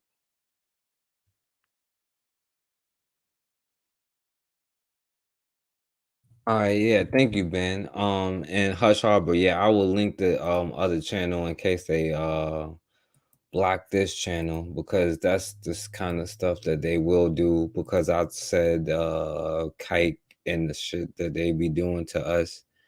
So I'm gonna definitely put my other channel in there real quick.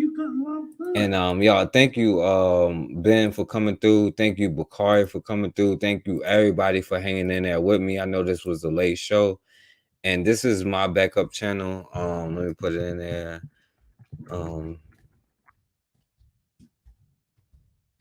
And yeah, I mean, I could say a lot more stuff about this, but this is just, you know what I'm saying, just a quick and that's the crazy part. This is just a quick overview of the history of all of it.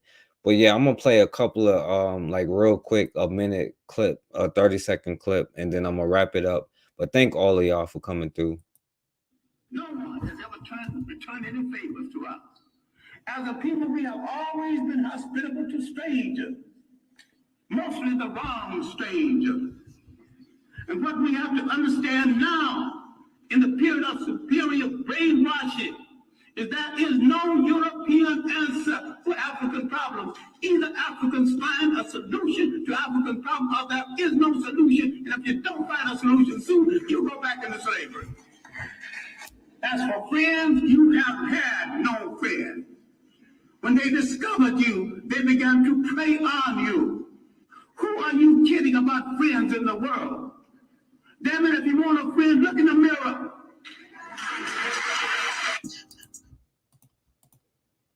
Don't be afraid. Don't be ashamed. We want black power. We want black power. We want black power. We want black power. We want black power. We want black power. We want black power. That's right. That's what we want. Black power. And we don't have to be ashamed of it. We have stayed here and we begged the president We beg the federal government. That's all we've been doing, begging. It's time we stand up and take over. Take over. We have to do what every group in this country did. We got to take over the communities where we outnumber people so we can have decent jobs, so we can have decent houses. Yeah, so I mean, again, I thank all of y'all for watching.